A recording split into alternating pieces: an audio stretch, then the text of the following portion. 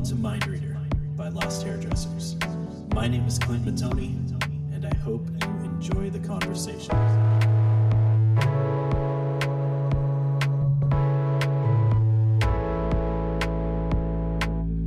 Mind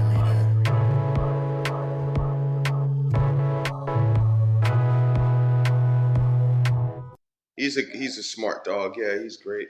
Never had a dog in my life, but now I'm an adult. I guess I'm the only one that could police me. And I was like, okay, shit, we'll get a dog during that whole 2020, world.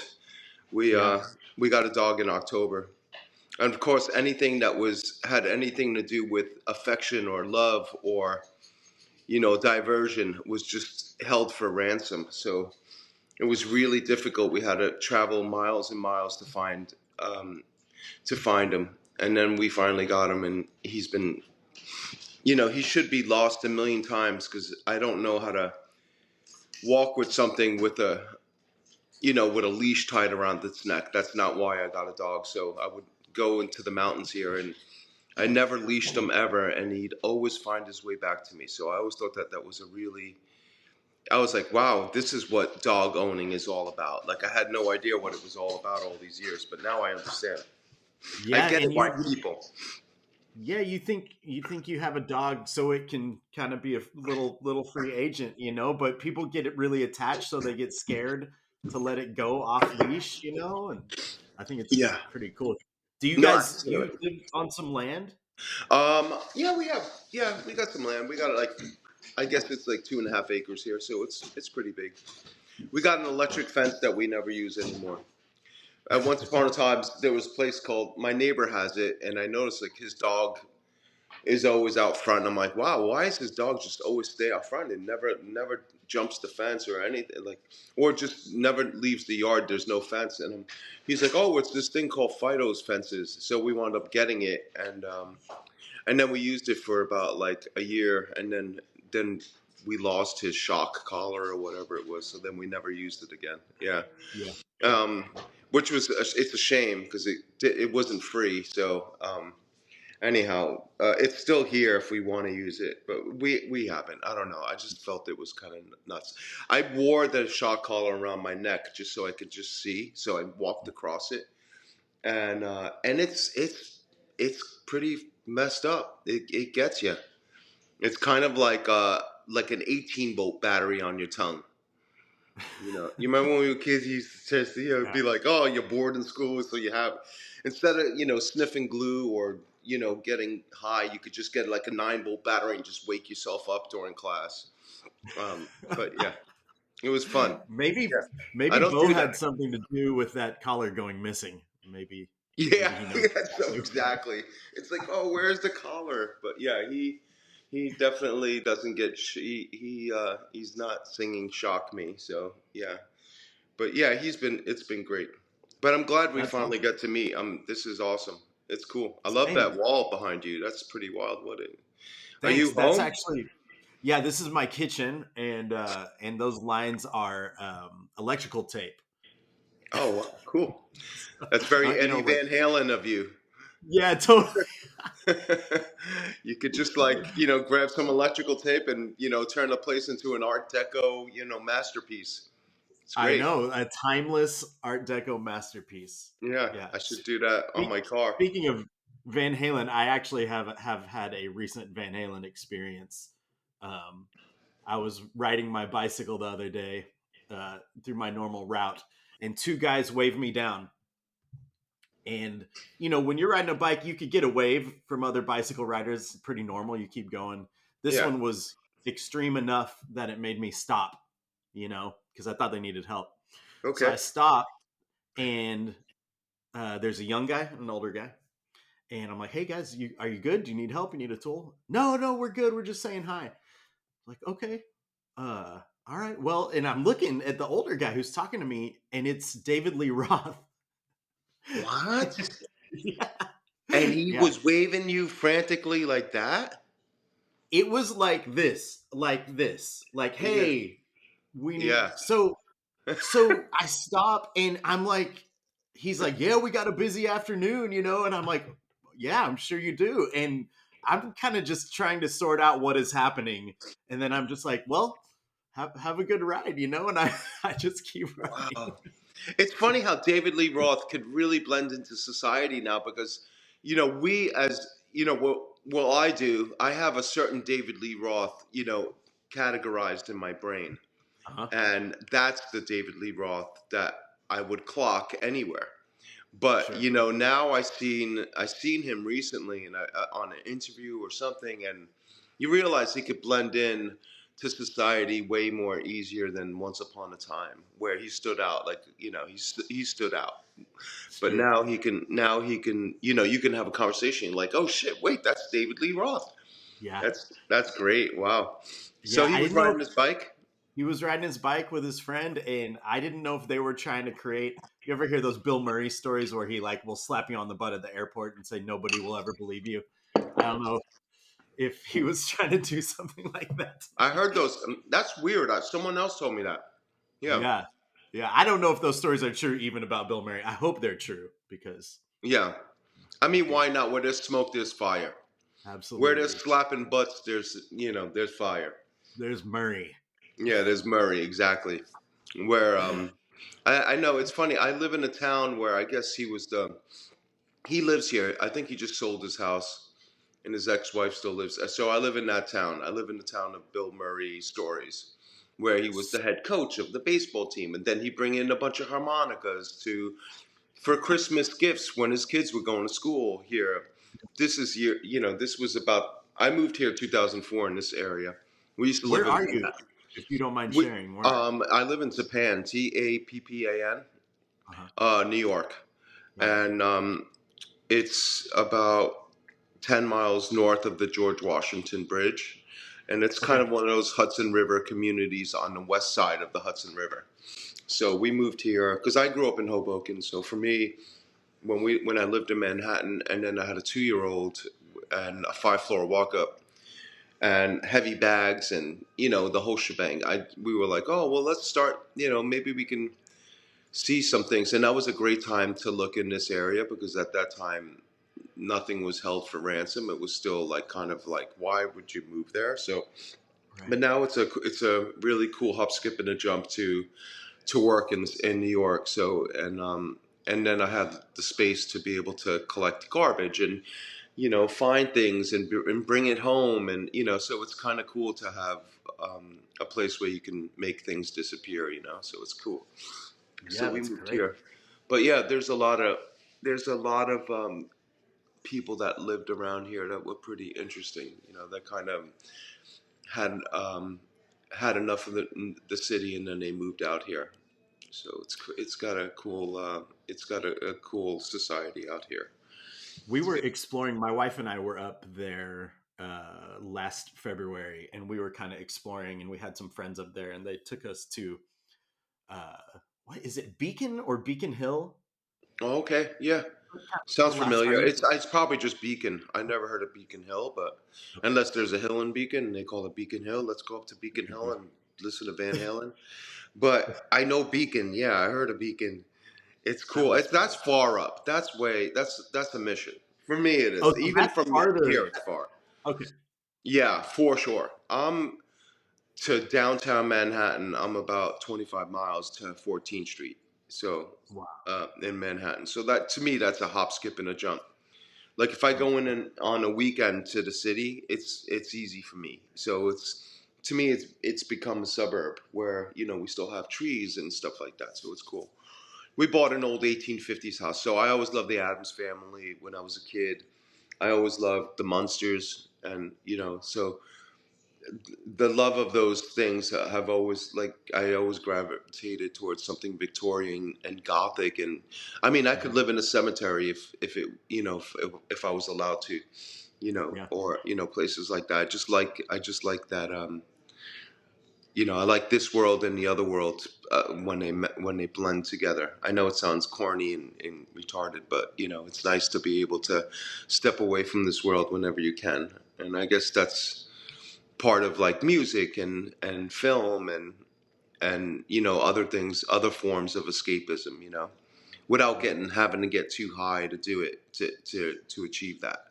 At my age, anyhow. At least when I was younger, I can handle all that stuff and be able to be efficient. But now I can't seem to juggle the two as well as I used to. What? How do you access the that other world, you know, in your context? Like how do you get there aside from your house? Well, I grew up in, I, I'm sure maybe you did as well. I grew up in before the internet. So to me, we accessed that world at will. It was Mhm. something that we were able to, to do through boredom, and where a disposable Bic razor was a jet plane. And if there Right. was a bunch of them in the room, they were jet planes, and you made your own bow and arrows out of a stick, and it's just things, just we were able to access that all the time. Reading books, and even if it wasn't the whole book, even certain chapters, it's almost like a book is like an album, but only certain chapters you love that song. You love those Mhm. chapters, and so you can read those chapters, and it would feel like it was like you lived 20 years or 30 years, even Yeah. though you were 15 years old. And the Were same your thing now. parents sorry, The what were you going to say? I was going to say, were your parents good facilitators of your imagination? You know what, they were never jailers. So they were from Italy. My mom and dad are from Naples in Italy, and they came to this country. My dad's a barber, so he came here. He thought he could do the European barbering in Union City. That's by Hoboken, Weehawken, that area. And so we grew up.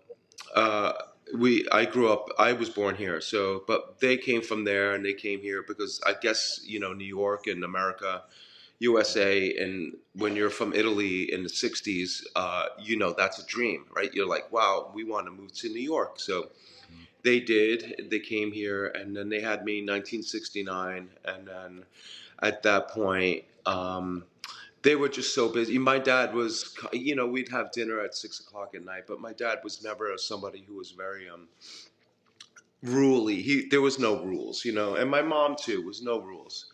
So it was very interesting, to grow up with a lot of love and a lot of trust. Like I could be sleeping in the park and I'd be 12 years old, but I'd be like, "Oh, I'm sleeping at Fabio's house, or I'm gonna be over Jerry's house."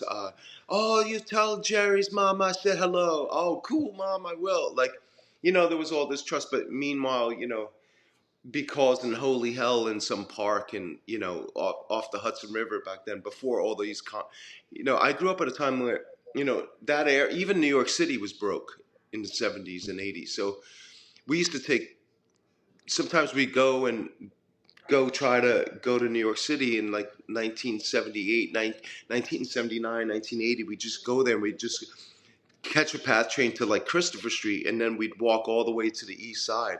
And we would be people watching, but we were kids and we were fearless. It was like a Goonies adventure every day. Yeah.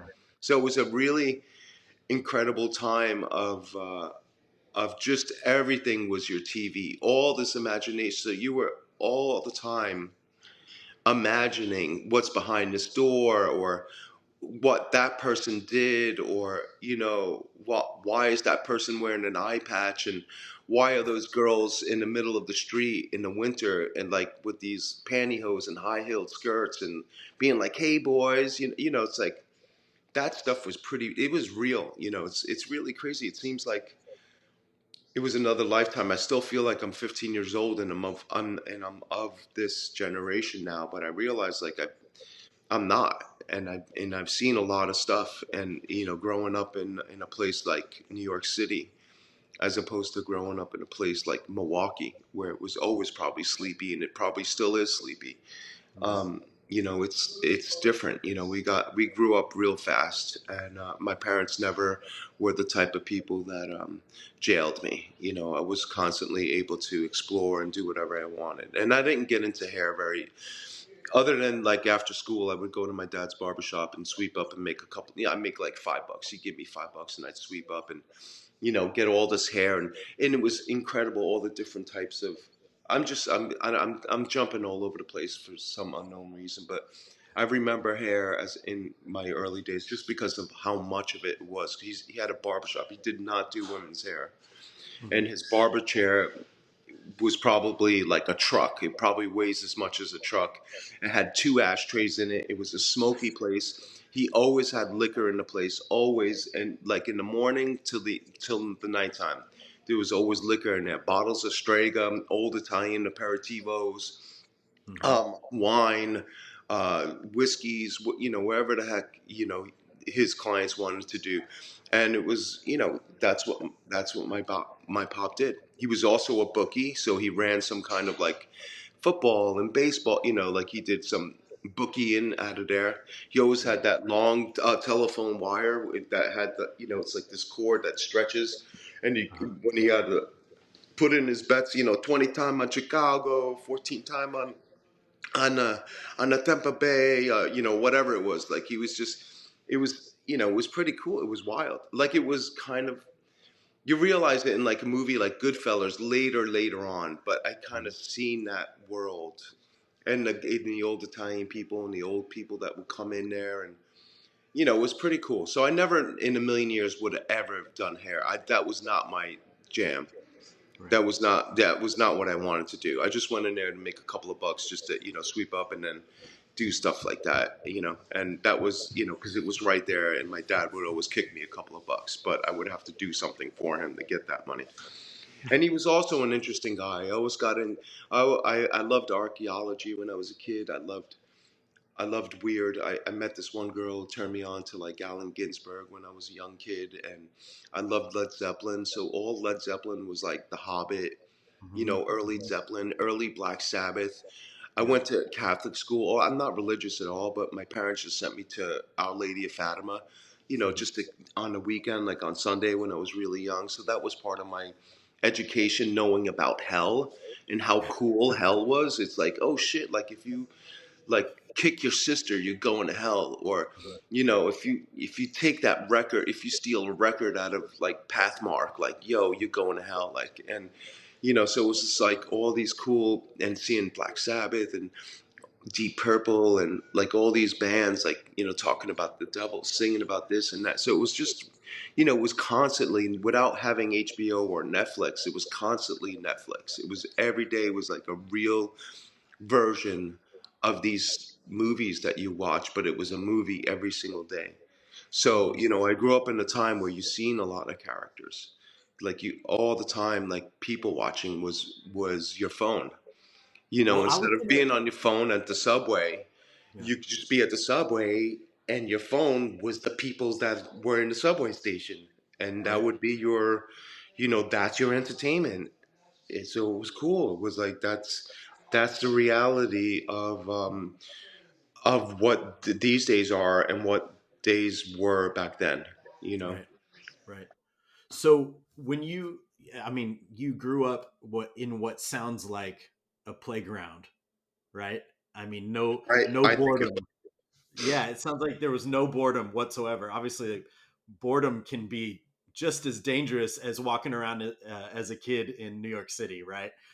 Right. But I was curious, what were the first things in your childhood that kind of seduced you? Like that kind of seduced you into whatever creative paths you ran towards. Well, my dad loved. We loved to go to Tom's River, Seaside Heights, and that was the Jersey Shore. My Zia Tina had a house down there, so I remember we'd go down there and we'd have a dragnet. So I would be on one side of the dragnet, and he would be on one side of the dragnet, and we'd pick up. Sometimes you'd find eels in there. Mm, Sometimes you would find soft shell crabs, hard shell crabs, blue claw crabs. So it was always like, to me, that was an excitement, and that was like there's treasures everywhere in the ocean. And my dad had a metal detector, but he never liked to use it on the beach because he didn't want to look like one of those guys, so he would always go to Central Park. So him and his brother, my Zio Joe, my Uncle Joe, they would go to Central Park, Prospect Park, and we'd go. Me and my cousin Victoria, we'd go. They'd have mortadella sandwiches. My mom would sometimes make frittadas. We put it on crunchy bread. We'd go sit in the park. We'd bring bocce balls, and we'd have a frisbee, and we'd hang out. And the two brothers, my dad and his brother, would be with these old, or they're from Oregon. It's called White's metal detectors. So they used to sit there and dig holes and find like silver. Everything before 1964 was silver, so in American currency. So they would always find these crazy coins like mercury dimes and V nickels from the 1800s. And sometimes one time my dad found this old continental coin from like 1789. He still has it, and it just had a bunch of circles. So it was like before Indiana Jones, like all this stuff. Like this was this to me was part of like finding art in all the time, like, because those coins, if you stared at them, they were just like, they were artworks. They were beautiful, and they always, no matter how long they've been in the ground, they always came up fresh, because Mm. silver and gold don't oxidize. So Oh, right. yeah, it's really cool, very interesting. It was really really stuff. I mean, and then at school everyone had notebooks, and whoever had a broken arm, there was always be somebody who could draw really well and draw Mhm. something on a cast, or write their names really cool. I remember girls writing their names in fat letters, and just all this, that was all art to me. All these kids my age in school, like when we were, I went through one school, Horace Mann, that was 1 through 8. So we got to see eighth graders in second grade.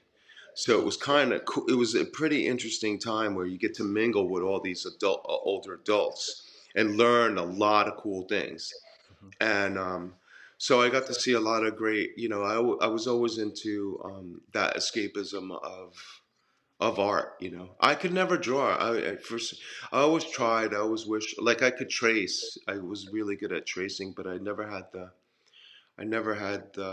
the gift of being able to draw. My wife can. That's probably one of the reasons why I married Deborah, or Yeah. we had kids. We never got married, but why we had kids, because I was, to me, that's like such a magic trick to be able to, draw something like that dog behind you. Like Mhm. if that, like, how do you draw? Like, how do people do that? Like, how do they Yeah. draw that? Yeah. It's, to me, it's like you're from another planet. Like, and there's people who do that effortlessly. So that's one of the. It's just such an incredible. It's just such a magic trick to me. It's so beautiful. It's Yeah. incredible. So I got into that early on, all that stuff. So of course, when you can't do something, you find other things to fill in the void. You Right. get good at wiffle ball, you get good at partying without throwing up, or you get, whatever it is that you can get good at. I started playing guitar when I was a kid, so I I was tried going to. to ask. I know music was real important to you. So Yeah. was that a pretty viable path for you? Yeah, it wasn't viable as in like I would be able to make a living from it, but it was definitely a great appreciation of music, and it helped me appreciate it even more, knowing how special, how hard it is to, there are musicians in this world, like hairdressers as well, Yep. that could just be the most incredibly technically talented people on the planet, but yet they can't write their own song. So I always put those two and two together, that, people like, well, Jimmy Page, he's so sloppy. Yeah. It's like he's such a sloppy guitar player and this and that. But I'm like, wow, it's just, but he's transport. Sometimes if you look at those records were like 38 minutes long, Hmm. but they felt hours long.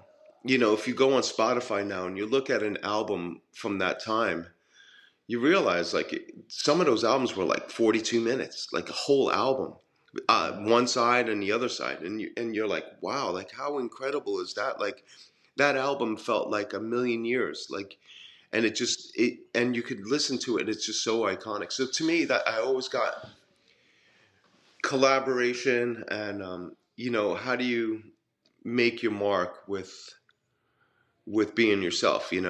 How do being original, not just being a great technician, not just being a great artist.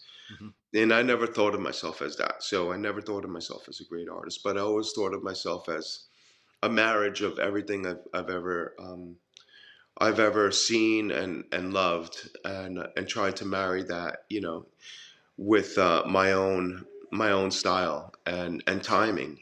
Like I think you have to sometimes have good timing is relevant in what we do. I think it's being of your time. A little bit ahead or a little bit behind is okay, but being of the time sometimes, if you want to be able to afford your rent in this world, because if you're too ahead of your time or too behind your time, I think it's just as relevant as being of the time, but you may find that you're not able to put food on your table. So, Right. there's so many things to think about. I grew up as a survivor, so I grew up knowing that I don't want to live in my mom and dad's basement. Yeah. I don't know how. I have a 22-year-old son right now, and I have my daughter. She's 19. So I mean, I realize how tough it is for the road ahead for those guys if they don't find a passion. It's not just about getting a job anymore. Right. It's not just like, oh, I'm going to go get a job because this job pays well, but that job might just kill you. Hmm. You killing yourself to live. So Yep. so it's nice to be able to find something that have endless possibilities. Where Yeah. if you're able to find a passion, and then at that point you're forever a student of that world. You're never done. So I feel like that I somehow got lucky and found something that I realized I'm never going to be able to finish finish it. I'll never come to the end of the road with what I do. Yep. Yeah. Which is Yeah.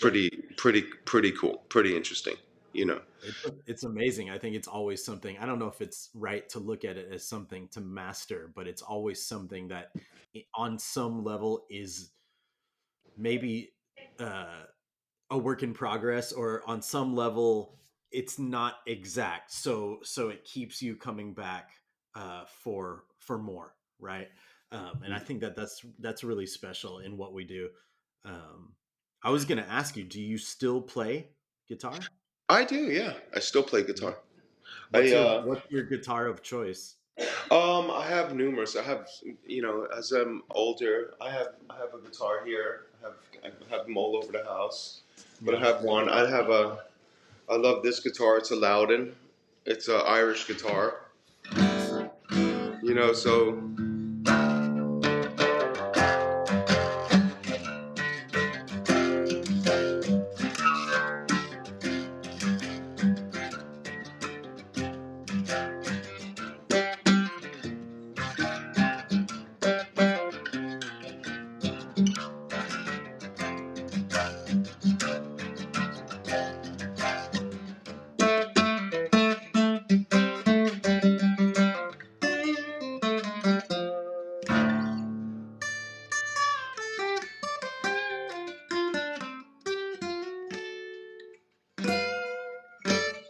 I play all the time, even if That's I'm. great.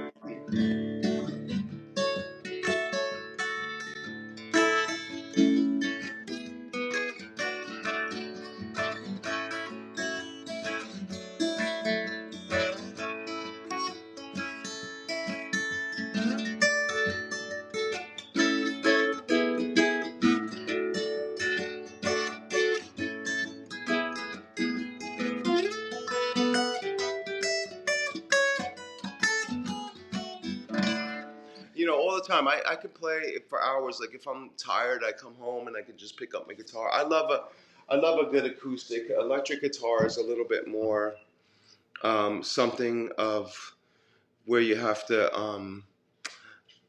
or you could just plug it in. And it's fine too. Electric guitar Right. is a whole nother beast. You could Right. really get into electric guitars. It's a whole nother type of playing. Acoustic is a little bit more. You can get a little bit more lazier with it. Right. Depending on what you want to do. But I love it. It's another one of those things where if I don't play for 5 years and I pick it up, I could play, Hmm. but it's a different, it's different. So it's the same thing. If I don't do hair for 5 years, I can start doing hair, and I still could do hair. But I realize it's one of those things you constantly got to keep your, you got to keep your chops up sometimes. You got to be able to do certain things that will be able to, that your timing is on. Hmm. So it's not just knowing how the chords go, but it's knowing how the rhythms go and the time. So it's like sometimes it's the same thing with hair. Sometimes you can know all the tricks and know everything, but sometimes you got to have your rhythm down, so you're not ripping people's hair out of their heads. Or if you're braiding, you're doing it fluently. But sometimes you can get out of practice if you don't do it enough. So there's always like this beautiful balance of being able to be prepared. Hmm. um you know it, so it's nice. Like there's all these things where you to me anyhow, for me, that's how I function. I constantly am. Sometimes I'll just sit around in woodshed. Yeah. You know I for as far as like for hair, sometimes I can not do it for 2 weeks and do other things, work on other aspects, other facets of my personality and my tastes. And then sometimes I could just sit around doing hair for 2 weeks straight. Hmm. Even if I'm not working in a studio or with other people, um, I could just sit around and explore all my wigs and explore all my wefts, and blowing them out and matching different colors together, and finding accidents, by accident, seeing something just laying in the corner a certain way, and it makes you think about something. So I always love that. I love it. Like I said before, like earlier in our conversation, I feel like what we do at times is it's a bit of a escapism.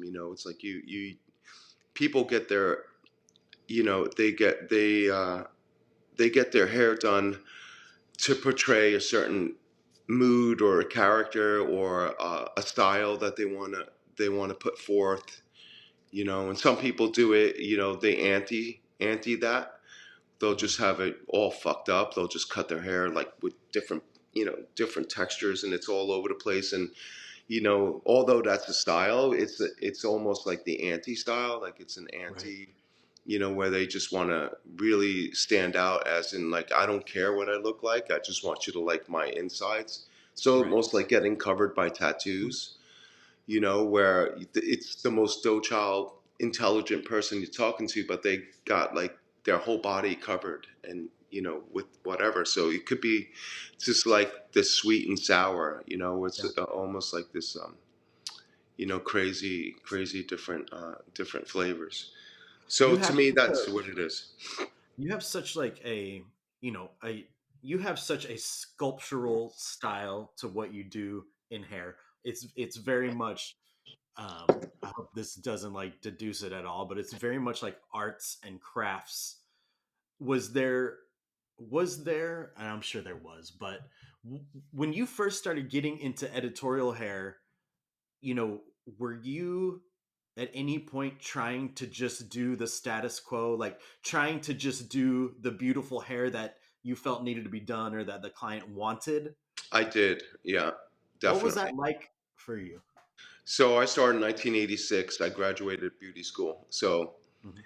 then I started working. My dad thought it was a good idea if I started working in real hair salons with women. So I started working in places, tried to be, where I had a lot of different ethnic groups where I grew up. So working in a salon, you had to really get good at blow drying, um, kinky hair, not kinky hair, trying to, do all this, backflips with the blow dryer.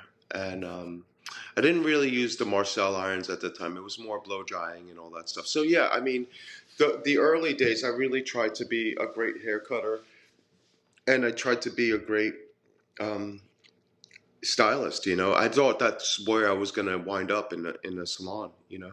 I wound up quitting high school, and I had a million construction jobs. I had a lot of different things, and then I think at that point, I realized like I wasn't comfortable working like that. I just didn't.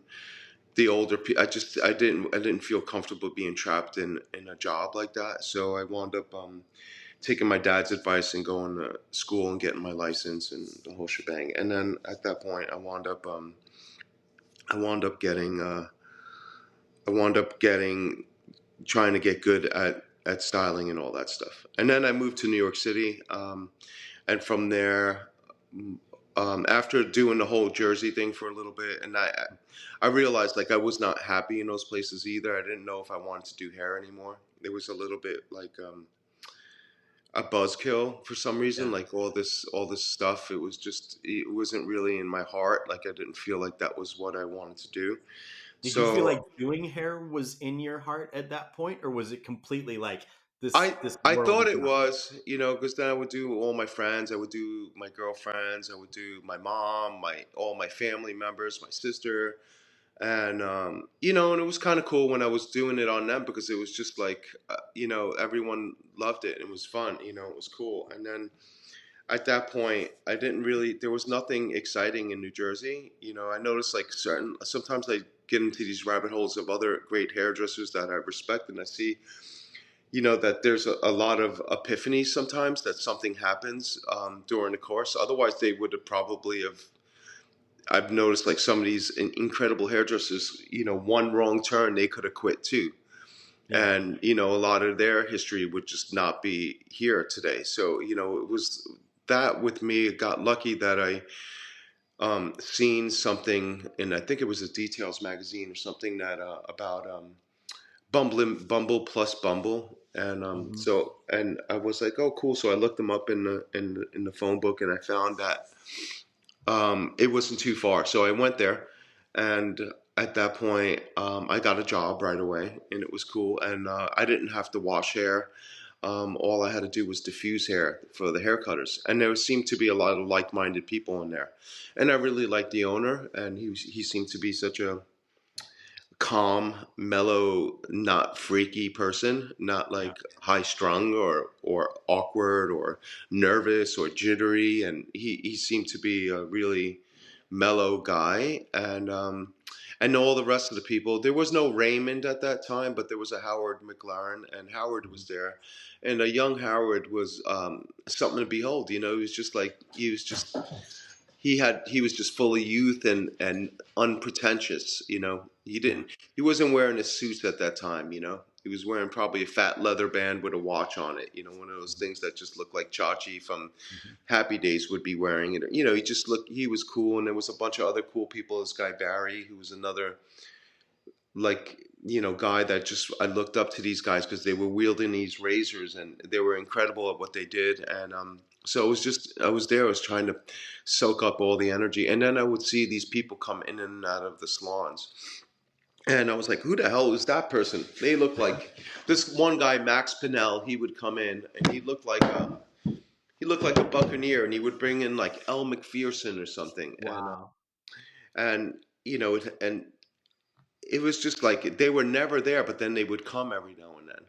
So And it was, would this have been like late 80s, mid yeah, 80s? this would be like around 1990, right around that Okay. time. You Okay. know, yeah, like 1990. And then at that point, they didn't have products yet. They were just still using their Paul Mitchell. A lot of people had Paul Mitchell, and they were one of them. So he was using that. And then came the thickening lotion in like these big gallon things. Then they started filling up things, and you would mix it with water. Not Mhm. thick, yeah, thickening spray. Like you would mix the thickening spray with a little bit of water. At least the stylist who I was working with, and then you would spray it in hair. And after they would razor cut, I would diffuse their haircuts, and it would have a cool Mhm. texture and all that stuff. And then I realized like that was a pretty interesting place because I started meeting a different type of hairdresser, a different type of person, hairdresser, and I fell in love with that vibe, and I met like-minded assistants in there. And Mhm. at that point, I realized that this was a job.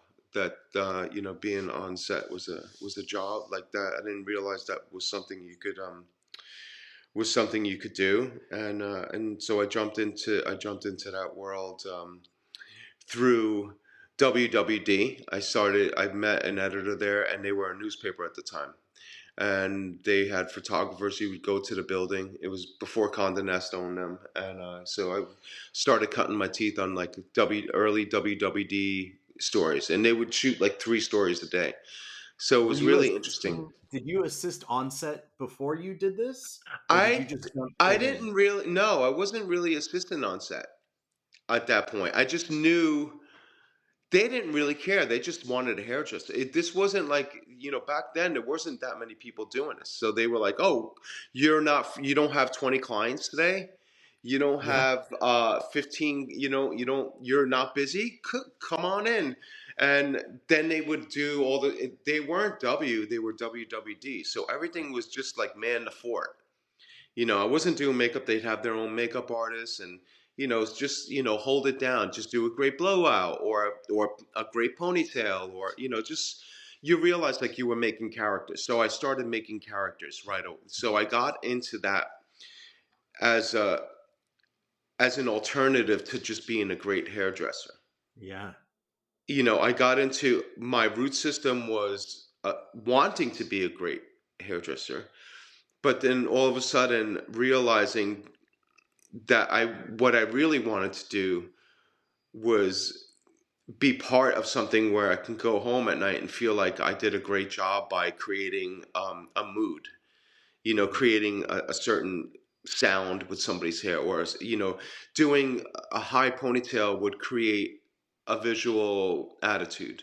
Doing a low ponytail would do that. Doing 2 braids on somebody would create an attitude. Throwing 2 barrettes in, and a third for good riddance. It's like so all these things like a mustache creates, like all these like.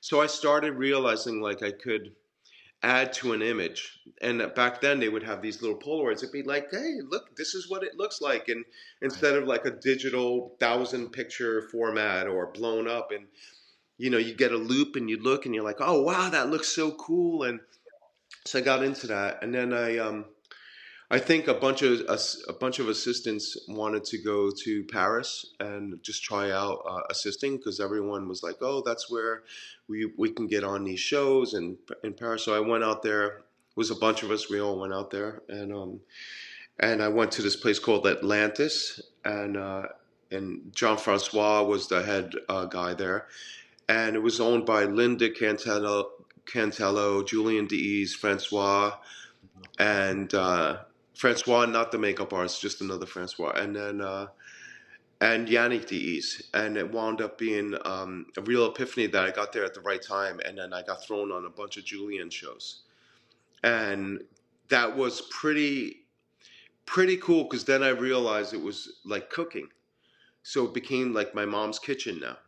And my mom's a great cook. My mom would make her own spaghetti and tagliatelle, and she made her own sauces every year. And I just started putting together all this breadcrumb trail of not having to be great at what I do, but also leaving it up to me to push myself to be great, Okay. to push myself to be, to do 50s hair where it's just all underneath, and this beautiful stuff and great finger waves, and trying to do that, but trying to be a Jimmy Page of that, trying to be a Jerry Garcia of that, without it being too technically mind-boggling where it's going to make me want to quit. Some people do this stuff where you see it and you're just like, I don't want to do this because that person just does it so well. And so it's sometimes, so I absorbed all this incredibleness. Like I remember we were at this show, and he was doing John Colonna at the time, and he was doing Karl Lagerfeld, he was doing Chanel, he was doing Chloe, because Karl also did Chloe, and so he was doing all the Karl stuff, and he took a shine to me, Julian. Okay. I had a mullet at the time, and he took a shine. I used to carve all these things like barber things into my head. I had like an upside down cross on my sideburns. And no one was doing that at that time. Just maybe Right. some kid in Pennsylvania or some Jersey kid, but no one in the fashion industry was doing it at that time. Mhm. I also was very, very, very, very fortunate to come into this industry at a time when Soundgarden, um, Smashing Pumpkins, Nirvana, like, so this whole movement of not being Eddie Van Halen, Mhm. not being this virtuoso Steve Vai, or just being redolent, just adding something that was just, you couldn't put your finger on it. You didn't know where the fuck it came from. So, I really closed my eyes and I got really into the mysteries of just what the fuck is that? Just like when you look at something, an image or something that it just you can't tell where the hell it doesn't look like 50 other things. Yeah. So I really got that was like the beginning of getting into trying to stand out and be myself without being pretentious about it, without being like, well, look, just doing Yeah. it. And Totally. so I learned a lot from Julian's just being on those things. I realized like Laurent Philippon Mhm. was assisting at that point. Bernardo Camporo was assisting. His brother Joe was assisting. This guy Michael Bodie was assisting. Fuck, even Ward was assisting on a Terry Mugler show Wow. on for Terry Mugler's 50th anniversary with Yannick Dees. And that was an all hands on deck experience. There was, Michelle Allman, who was this incredible guy that used to work with Jill Ben Simone. And, so all these incredible hair artists like that were not salon people, Hmm. but you just see they walked differently, they talked differently, they thought differently. And I just got into, being a Led Zeppelin kid and being, growing up in Jersey. I just started completely, I even let my hair license go like a Yeah. dummy. I don't even have that anymore. Like I'm Right. really fucked that up. Like I tried to get it back recently. Like actually during 2020 I was like, maybe I should get my hair license. That Uh-huh. because who knows, this might, the world. And I realized it ain't easy. Like I let it Yeah. go in like 1996, like an idiot. But Yeah. so it's a long time that I didn't have one, and so I realized like I didn't want to be a hairdresser. I wanted to be a create someone that created moods and atmospheric textures to photographs, to still lifes, to movies, to videos, to a person's character. I wanted to find something that person could also disappear into, where they could, also be in some form of disguise, without adding a scar or blood or, just Yeah. through a hairstyle or through a really bad hairstyle or a really bad haircut or stuff like that. And I didn't want to be Julian Dees, but I realized like I loved the fact that he would just get buckets of sugar and he knew how to make it, because if you don't make it right, it won't spray. It Uh-huh. won't come out of a spray bottle. So he just knew how to make that. He had the right texture for it. And in another show, John Colonna, he would do clay. He would get French clay, put it in a bucket.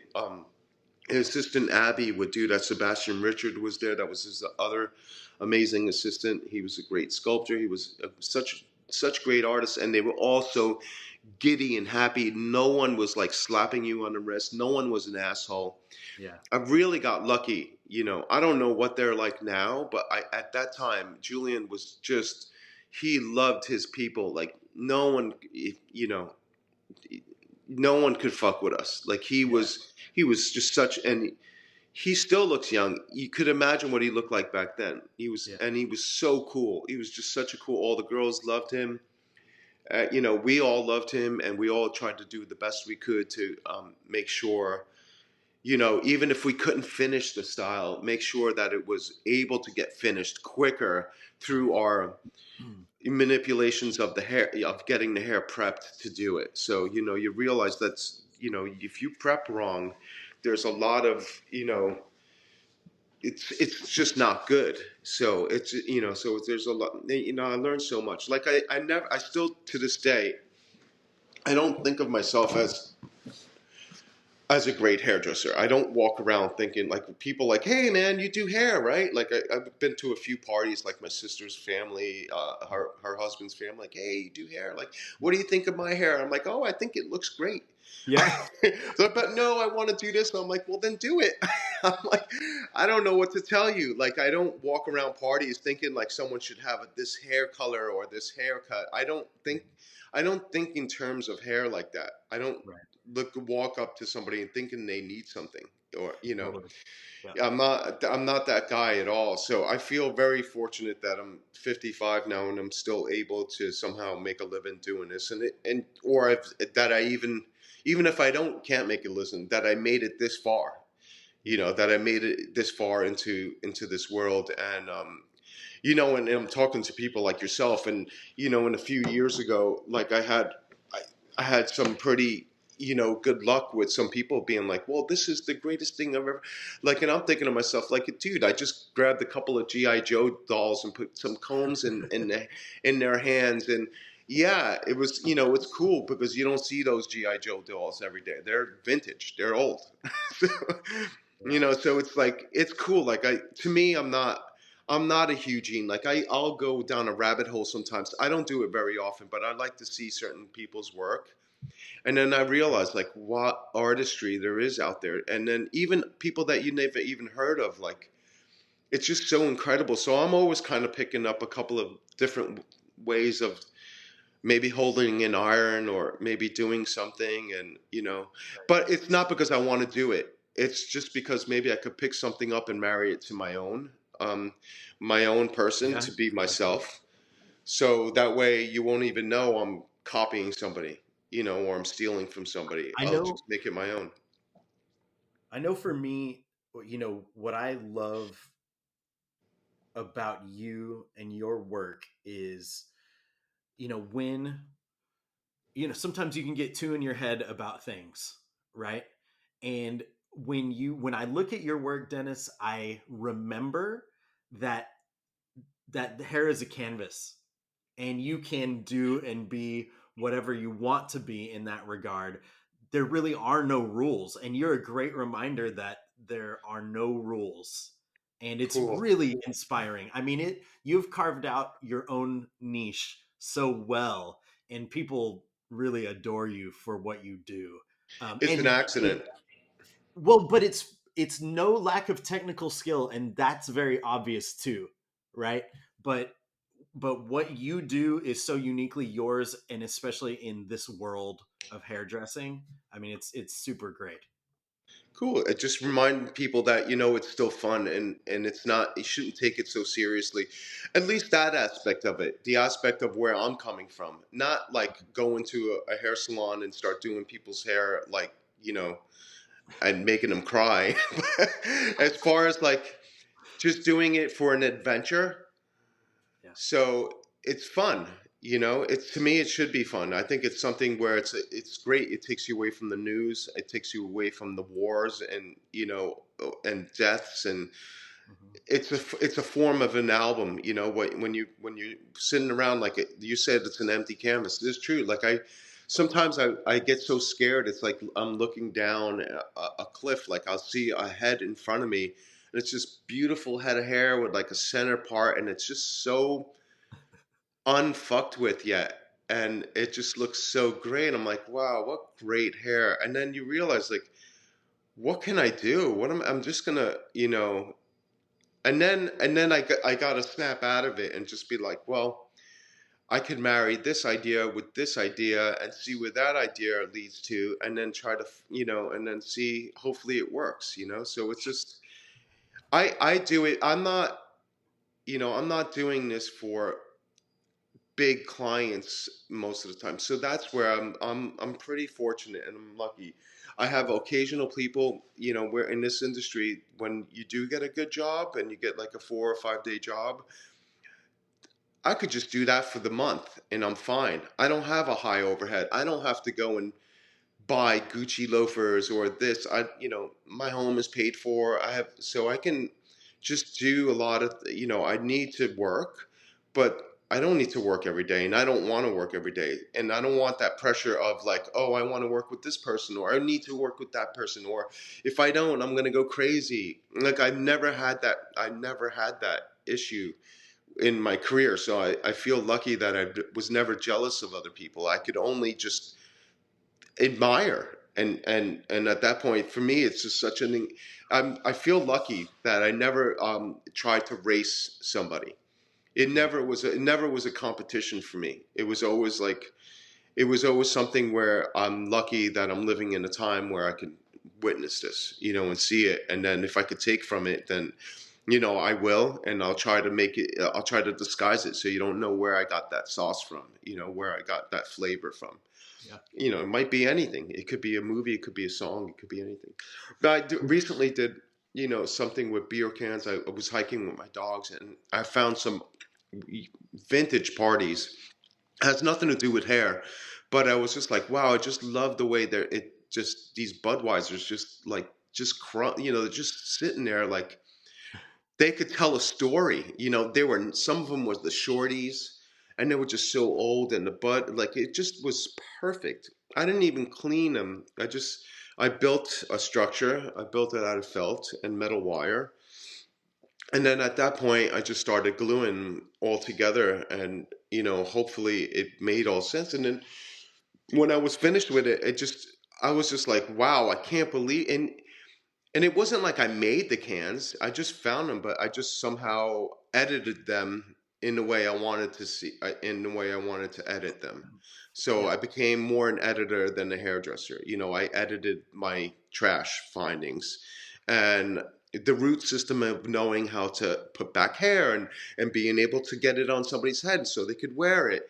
This is all the root system of being able to do numerous things. I know how to sew hair. I know how to braid hair. I know different types of braids. I know how to braid things into hair. Yeah. These are all important things that I've spent hours and hours. I mean, thousands of hours of doing these things. Right. Right. Probably high in the 90s. Just sit home and listen to music and just practice braiding all night long on a really good pivot point. Yeah. I used to like pivot point back then. Like even back then, they had the best. They had the best hair. I love their mannequins. Yeah. Was They there recently gave me one. was there like a definitive point where you got on set and you were able to deliver something that felt either uniquely you or like the Dennis Lonnie that we know now? Was there a point that you can think back to? Yeah, during 2020, or it was 2019. Yeah, it was the end of. It was like November of 2019. I was lucky that I caught the eye of a person. Her name is Olympia Latan, and she was doing a line for Mark by Mark at Marc Jacobs, and she reached out to me. She's like, I really want to do I want your vibe, your cuckoo curls, like at that time, no one was really doing them. In like 2008, now you see a lot of people doing them really well. Like these, I guess they're just like tight curls that you just leave alone, that you Mm-hmm. don't break apart. So I had these small irons, and so I was investigating that for years, where everything would be straight, and I would just have these irons, and I would just slip them right out, and they would just hover and have them all over the place, and then I did a few awkward things with eyeballs, and anyhow, so she asked me, and she asked me to be part of this thing. It was a 4-day shoot, and yeah, and that was that was kind of on display. That was one of the latest things that was on display. There was another Coca-Cola thing that I did with Coca-Cola bottle caps. So I had hundreds of bottle caps, and I did a Coca-Cola ad, and they ran it, and it was great. So I would just do a crown braid. I'd start here and just do a crown braid, and I would just do everything into this wonderful crown braid.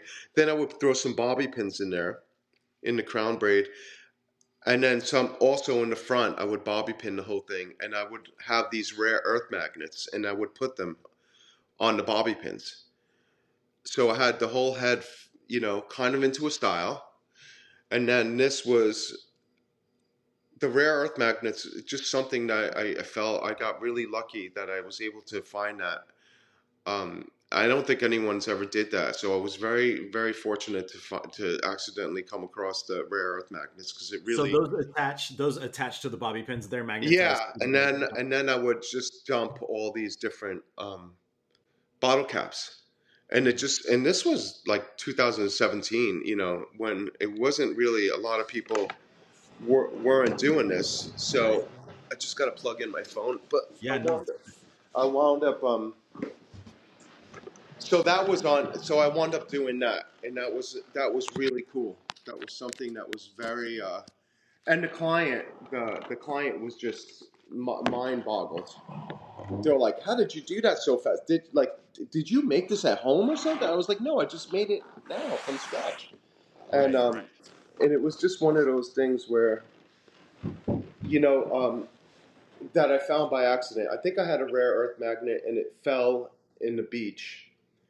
It fell on the sand in the beach somewhere. I just had a bunch, it's almost like a yo-yo. I was pulling them apart, putting them, coming back together, pulling them apart, Right. coming back together. I had it for some reason. I had like a couple of rare earth magnets, and I wasn't using it. This must have been like 2014 or so. The early 2010s, 2012, around then. And and then at that point, I wound up saying like, "Wow, look at the sand! It just came up all the metal from the sand, all the iron from the sand in the beach just got on my magnets, and they were almost like a flower, and it looked so beautiful by just." And I love things. This is what excites me. Like electricity, where does it come from?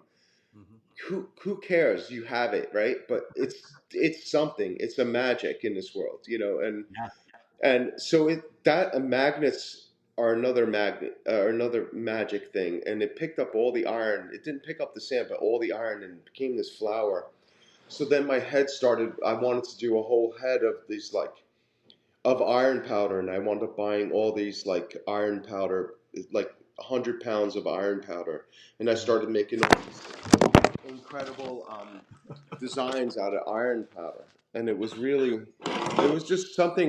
something that I just felt really fortunate that I was able to do. So, Yeah. and then So did like, that ever get in front yeah. of a camera? Can we? The what?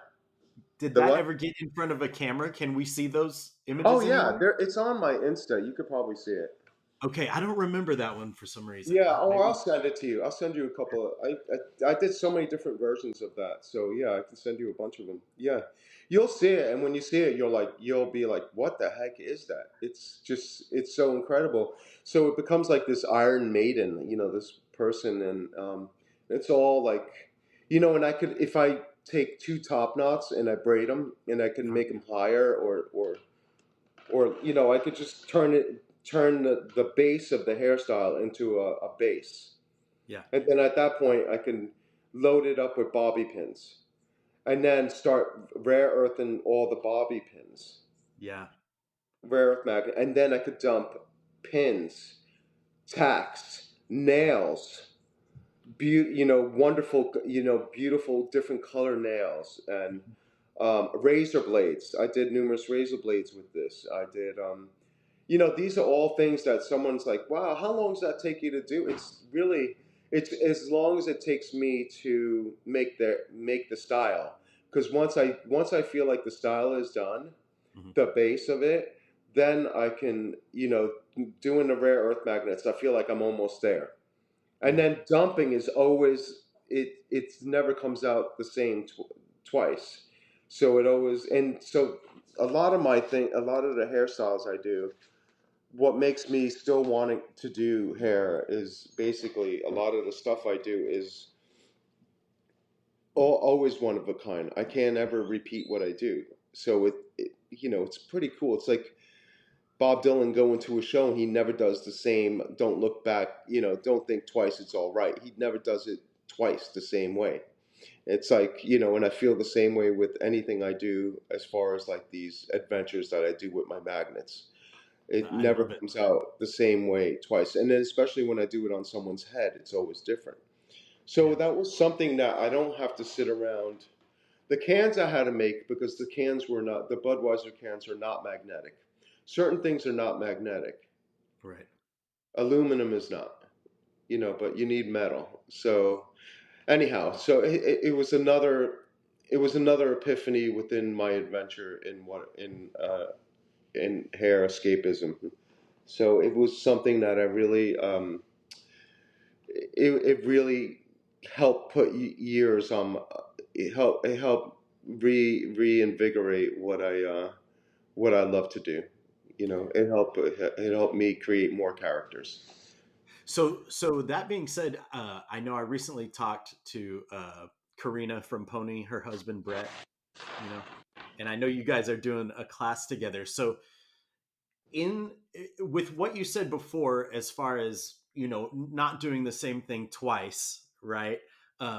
Everything you do is kind of a creative moment. How do you put that in like a class or teaching format? How do you go about that? Well, this will be the first class I've done on my own for Pony. I've done a couple of classes.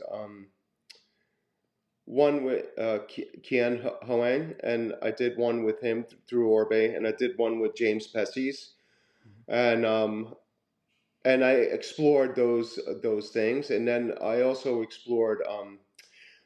We didn't do the magnets with the class, but what I like to teach is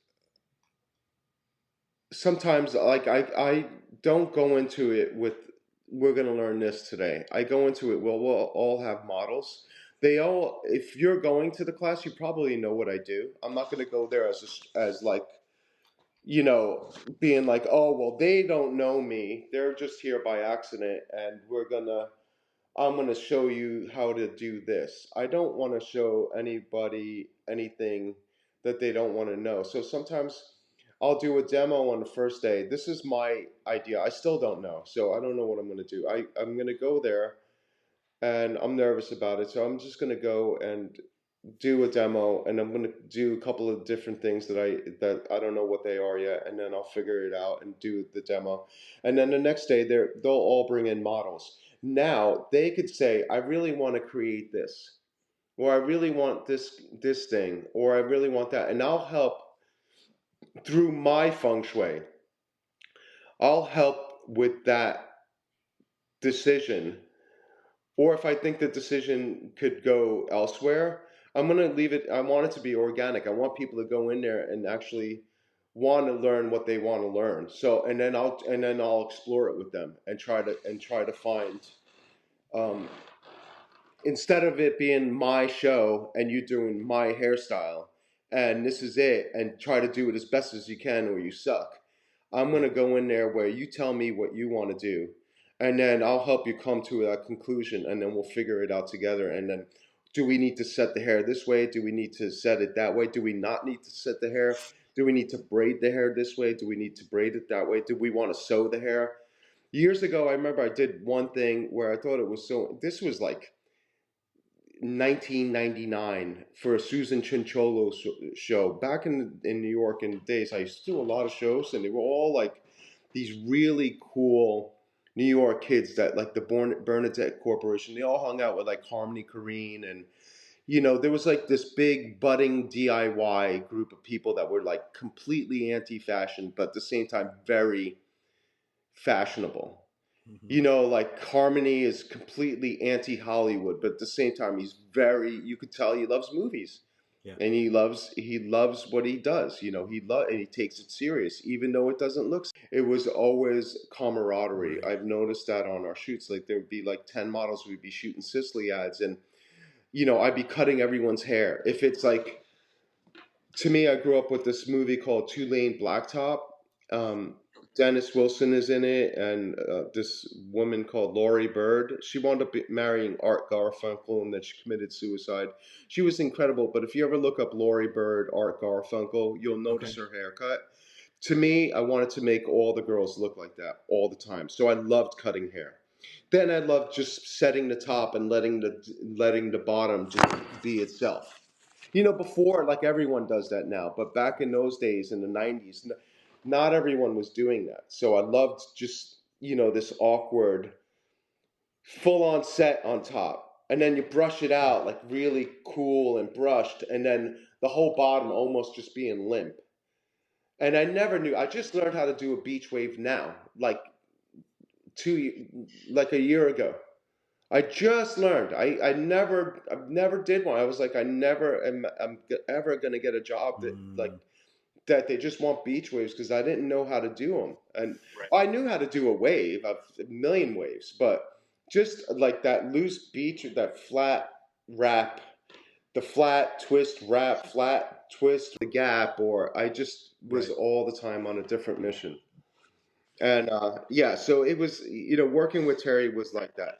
And I've never seen anything horrible. Like, I've never seen bad vibes on his set. It was always camaraderie. Everyone was in love. And I love Terry. We always listened to Black Flag or The Cramps, or, it was just always great music. And like I said, the 90s was a great time to get into the fashion industry, because it was just, it was just a dumbed down version. It was very, very cool time.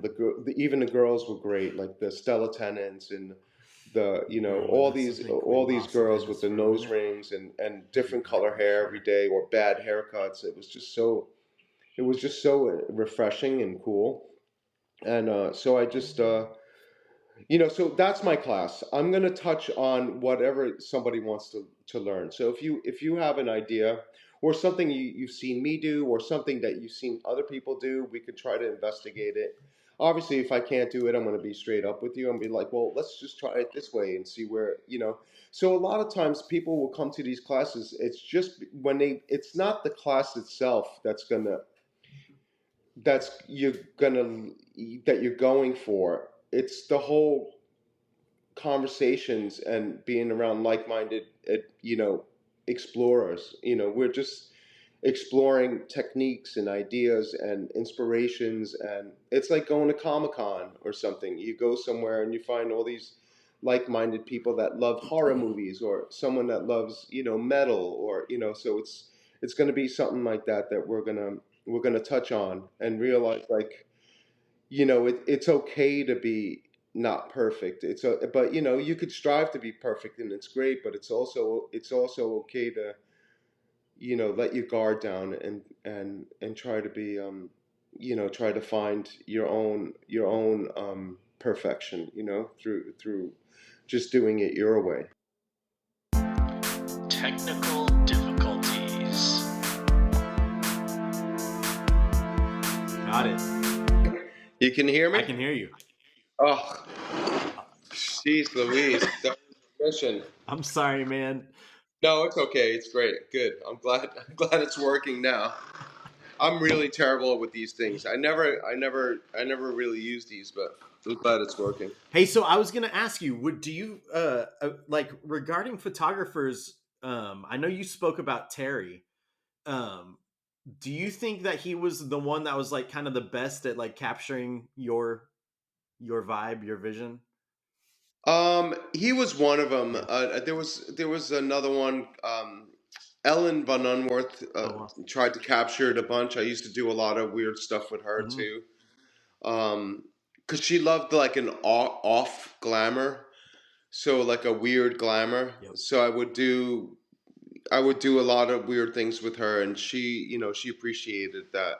And then my other friend Guy Rock, who I worked a lot with, since he was one of the first people I've met in the Bumble days. So he was still going to SVA school, and so we would practice a lot. We would definitely just get in the studio and just do weird things and just hammer out a lot of stuff. And Terry too. Terry was, I knew his wife at the time he was married, Nikki. So we would all hang out and chill, and they would just, we'd just go play pinball and and drink yoo-hoos. We didn't even really drink at that time. We liked to smoke weed, but we didn't. So it was like one of those things we were playing a lot of pinball. Yeah. And then at that point he started getting a little bit busier because his dad was, a big photographer, and then and then at that point he started getting like these cool campaigns that we would just get these, just get a great casting. And the casting, you realize the characters were already there, and then I could just do some weird haircuts, or a quiff, like a Nick Cave in the Bad Seeds kind of hairstyle, or so it was cool. He was one of the people that I enjoyed working with because it was always so spontaneous and original. Oh, let's try this. Let's blow up a can for a picture for Levi's, Yep. or it was just like we were throwing shit at the wall and seeing what happened. And he was just shooting with a point and shoot, Yeah. and actually getting jobs. Yeah. And it was great. We shot with a point and shoot Kate Moss and got to meet Jerry Lee Lewis and went to Nashville. And these we were kids at the time. We were doing these jobs, and it was very cool. Yeah. It was just a very cool time, and I was still assisting. Like at that point, I was still assisting Julian. And I was doing Harper's Bazaar, and then I started assisting Odile. So I was doing like one day I'd be doing like a 4-day shoot with Kate Moss and going to Nashville and doing big ad campaigns, and then I'd be going to the shows and assisting like Odile and being on her team, and and still being a little kid trying to be good, trying to learn and trying to not get thrown off the team, and she was a little bit harder than the other guys. She had a little bit, she was using a lot of brown gel at that time, and she really is the one that got me into braiding, because she had all these braiders from New York. Wow.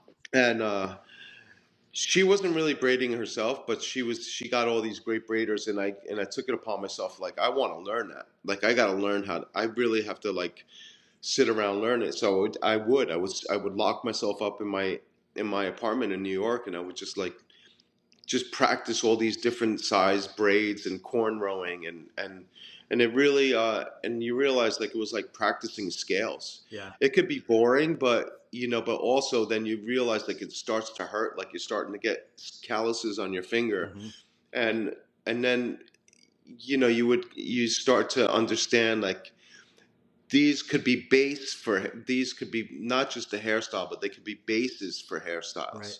Yep. And or you could use braiding where it's not even part of the hairstyle. You would just, if someone had too much hair, you would just braid the whole back and then tuck it in with some pins, and then just let the rest of the hair down, so you could see the neck, and then you still have long hair. So it was like, it was just it was so great that I got to meet all these incredible hair artists. Normally, I don't really see people now, hair artists now, so I really have to just rely on my imagination now, and what I've learned and what I've seen, and try to figure it out myself. So it's, I really, it would be hard for me to go back to, to trying to get into an assistant role now on these shows, because there's so many kids and they're so young, and it's a whole different generation now. And I would feel, unless someone really, really, really wanted me on, then I would be so lucky to get on something like that. But it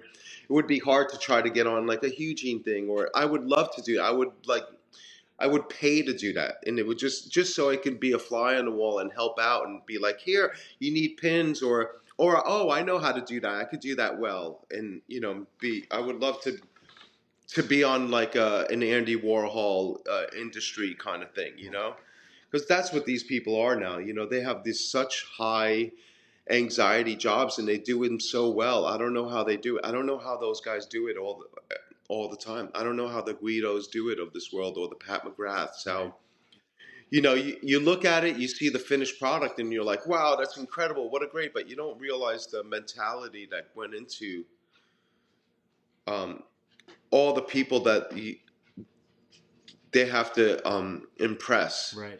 And then and besides of what you did yesterday, who cares what you did yesterday? It's what can you do for me now? It's like, how you gonna do the show, with all your team? You're gonna be able to teach them it's incredible. There's a lot of pressure with hairdressing. Yeah. So I never really got into the pressure game. Like I said,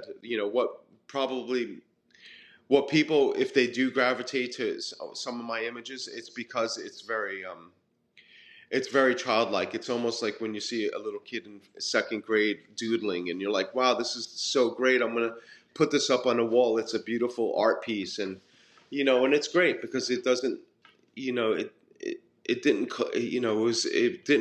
it didn't cost me, spiritually to do these things. I did it because I loved it, and I love doing it. So, and I want to continue trying to make images that way. I have a lot now. I have so many images, and I'm always trying to come up with another way of not trying to be repetitive, but other ways of trying to unlock someone's a secret character of somebody. And some of my favorite artists.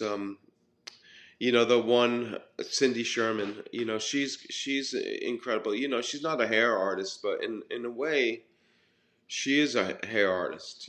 She's not, but if you look at her images, her art deals with images. Mm-hmm. Number one. Mm-hmm. Number two, they deal with transformation of a character. It's not her; she becomes somebody. And number three, the makeup she puts on, and so it's just like this thing. And then when I look at those images, they just make you think, like, what is that person? Is it, it's just it's a great psychological rabbit hole. So it's cool. And it's almost like people watching in the 70s and 80s, and 90s. Mm-hmm. And now people watching is, it's almost boring. It's like going to a Goodwill. It's like, oh, you're going to find J. Crew now. You don't even find the old stuff anymore. Right. So, unless you go to a curated place for, clothing. But anyhow, that's my stuff. Like I said, I don't consider myself, I don't I'm not really considering myself a hairdresser's hairdresser. I consider myself somebody who likes to be able to constantly have something to look forward to, continue growing as an artist. I'm always trying to pick up new tricks and marry it with numerous different ways of getting something that's unique and original and one of a kind. To me, that's so special, and that's really why I continue doing this, because I want to make things that are make you in a world of visual pollution. It's like there's so many images overload everywhere. It's nice every now and then to see something that could stop you and make you think. Absolutely. I try to get into that world, because then it really does that. Then the magic trick is done. It took you away from the rent, or it took you away from gas prices, or whatever that stuff is. Is there some things? Is there anything that you specifically, like, maybe as a goal, want to tackle or try, or do you kind of just leave it up to chance, or however it strikes you? Um, is there a goal? No, I don't have any. There are no goals. There's just just accidental visions, or something. All of a sudden, you wake up. It's almost like if you try to write a song. Right. You might be like, I really want to write a song about firemen, or I really want to write a song about the moon. Like, I think at that point I'm making too much pressure on identifying a certain thing that I want to do, instead of just being prepared with my fingers. Yeah. um, Dexterity of my fingers, knowing how to sew, being able to do things at command, Mm-hmm. and being able to, at that point, use my visions to create something that might be that would resonate. I'm not looking. It's not like, oh my God, I really want to do an something that is Versailles hairstyle with a bird cage in it or something. It's like I'm not, I've never thought that way, so I'm not gonna do. I don't think like that now. Good. Although, if it does like if I'm trying to do a Marie Antoinette, what would she look like before she got her head chopped Right. off? What was it? Was her wig on backwards? Was it like, you know, was the curls like all going down her face, and the other side was it's like, things like that. I'm always thinking of View Askew. I'm always thinking of another take on a classic. How do you do it? So to me, that's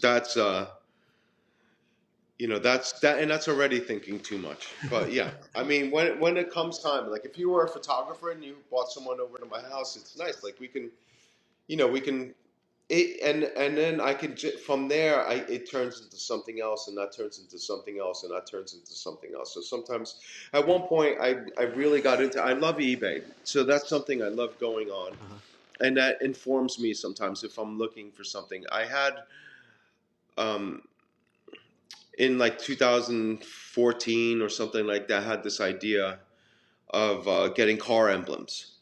So things, and I really loved it. I grew up with cars, so I loved like, something that said Swinger or Valiant or, Novas or just the Bonneville, or there's a car called Vogue, and so I just collected all these amazing images or engine displacements like 350 or 426. Yeah. I started using those as barrettes. Cool. So I started making a lot of things like El Dorado and, things like that. So I started, I would do a hairstyle. I would do maybe a set or something, or some kid like a Frank Sinatra hairstyle, something back and slicked, and then I just put a couple of bobby pins, and then I would magnet that sucker right onto the side of the head. And it's not something, maybe you can go to a party like that, but it was just something that I thought was kind of interesting, marrying cars and hairstyle. I have In a way, yeah. I have a close friend he's an artist out here, but he's in his 70s now, but he collects hood ornaments. Like, Oh, cool. Yeah, those are special. his collection is Yeah, insane, and he kind of introduced me into a whole world of yeah. these hood ornaments, the whole scene, and to get a hold of certain ones is really difficult. He has a small fortune there. Yeah, because a lot of those are very. I mean, once upon a time, if you had the foresight to start doing that stuff, good for you. But nowadays, like, try finding that stuff on eBay. They're like $150 each. Yeah. Just for a hood ornament, and those are probably not even the great versions. Yeah, But probably not. He collects yeah. those and spurs, like antique spurs. Oh, cool. Spurs are cool. Yeah. Yeah, those are great. Wow, the Spurs are special, especially if they're the real deal ones from back in the day. Oh yeah. Those are great. Oh yeah. This. They rust quickly. I have a pair in my garage, and they kind of rust pretty quickly if you don't, you don't oil those properly. But yeah, I love that stuff. Like, to me, I always loved antiques. I used to go antiquing when I was a kid, so you find like letter blocks. Like, at one point, I had 1,000,000 letter blocks, and I did one on that girl Bella. Um, Bella, what's her last name? Bella Hadid. And then I did a job with her, and all the job, the whole day, we just did this really regular hair, down and sexy or whatever. And then at the end, I put her hair into a ponytail, and I said, "Hey Bella, like, I have these blocks, and I bought them with me." I said, I really want to put your name. I want to do your name with the blocks. And she's like, "Whoa, really? You made those?" And I was like, "Yeah." Well, I didn't make the blocks, but they're old blocks, and so I screwed screws into the blocks. So just flathead screws into the, not where the letters are, Right. but underneath them. Yeah. So then at that point, if I just did a braid on her, and then I bobby pinned those areas, and I would just put a simple magnets, then boom, the blocks were on. Man.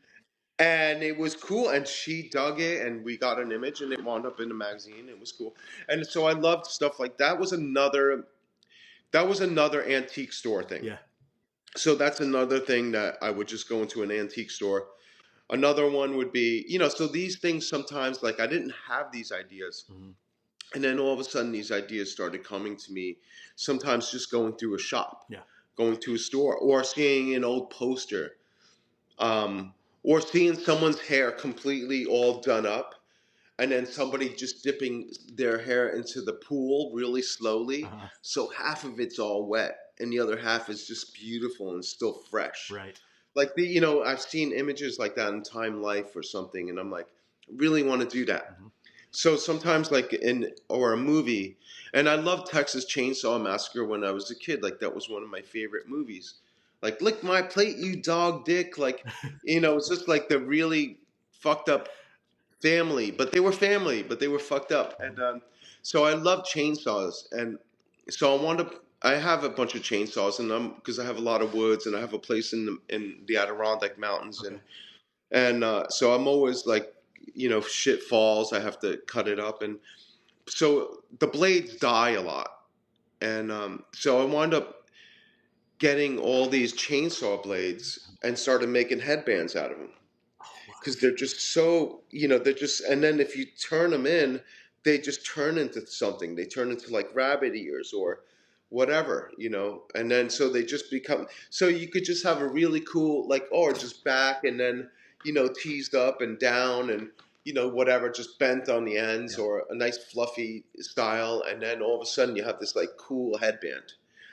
And you're like, people are like, dude, is that a bike chain? That's so cool. I'm like, no, it's a chainsaw. And that's even cooler. Yeah. Like bike Absolutely. chains are cool, but like the chainsaw, they bend in on each other. Yeah. So I it's have to kind agree. of cool. And then you see the blades on them. That's cool. So, things like that also were made me happy, and I wasn't seeing Eugene doing that. I didn't see Guido doing that. I didn't see like, Orlando, PETA doing that. I didn't see Duffy doing. I didn't see all my hair heroes doing Right. these things. So to me, I was like, oh, cool. Like I'm doing it. Hmm. That's me. Like I'm doing that. Yeah. And I remember I did a show once, and I didn't want to do any hair. So all the girls had amazing hair. This was the '90s. And I really got into hair sewing. I think I learned it from Ward. Okay. He always loved to do things where he made all this, cool stitching. Uh-huh. Like he would just get a hank of hair, and he's a very inventive hairdresser. He's one of the greatest hairdressers the planet's ever known, ever. Yeah. To me, he's not Guido. He's not Eugene. He's just something else. He just makes shit. He's another one that's just playing all the time. Hmm. And he's another one of those people that just makes hair fun again. Yeah. Without being too pretentious about it. Right. So, anyhow, I remember that in like the early '90s, he would take all these different color threads and he'd do it. So then that's when I started learning thread, and I think he learned it from Chris John, Okay. who was a big influence for him. And so then at that point, I started getting into it, but I started doing it differently. Hmm. And so I stole from him, and the way I shitted it out was differently than the way he pooped Yeah. his ideas out. So then I started taking it, and I would just thread in a star or a bunch of different stitching and just let the hair, I would flat iron the hair and just keep it down. Uh-huh. So then when you look at someone's hair, they just have all this cool stitching or a star or something really rudimentary and easy, but just a bunch of different stitching in it, and that would just be their mood. Yeah. And it was and I would do it on both panels, one side here, one side here. Not to hold it, not to set it, just loosely done. Hmm. And so I really got into threading. My mom was also a seamstress, so I always grew up with thread. And I remember me and my sister would get into her thread boxes.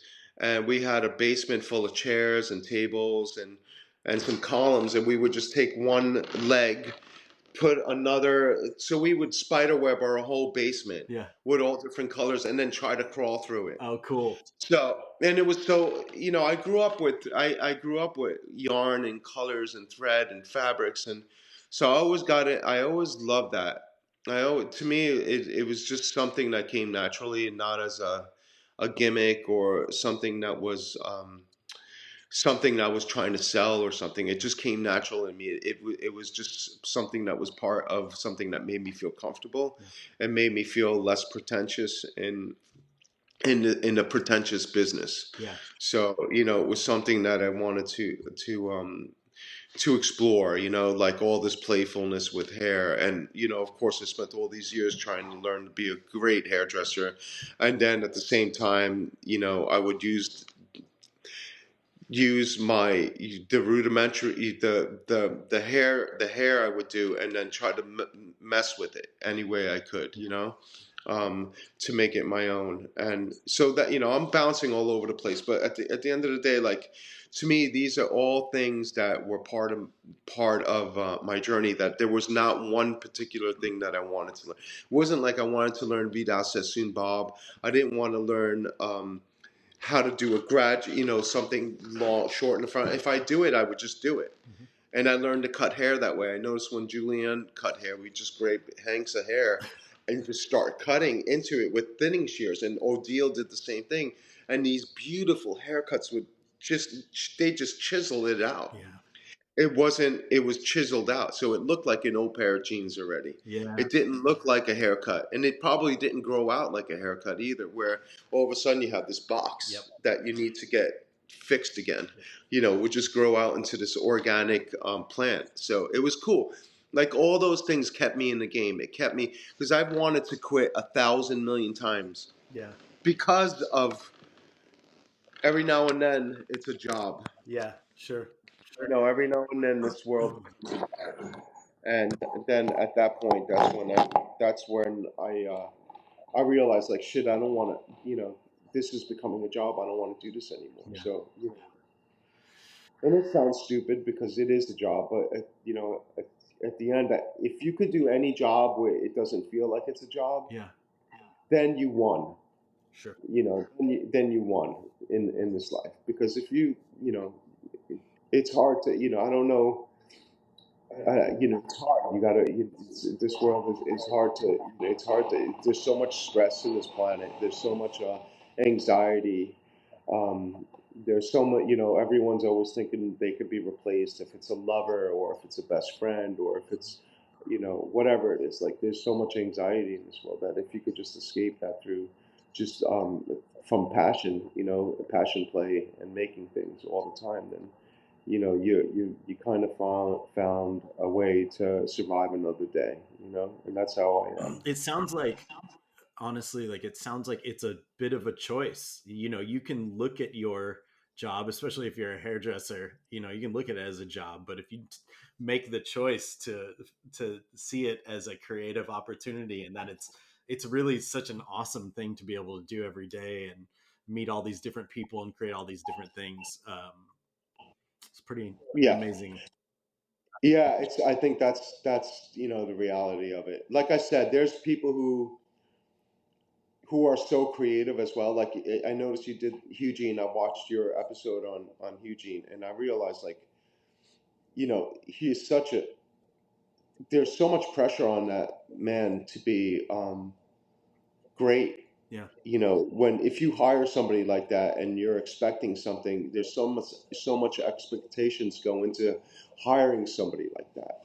So, and he needs to meet those expectations. It's almost like a baseball player getting $700 million because they love to play baseball, but then all of a sudden now they have to perform. Yeah. Where it's not, even though they were performing before they got the contract because they just loved it and they were good at it. Yep. But now all of a sudden, all these eyes are on you. Like, you got to perform up to this contract's standards. Like, now you need to get on base every time, or you need to, drive in this. So there's so much pressure on these people, and how they handle that is just it. There, I mean, to me, he's an alien.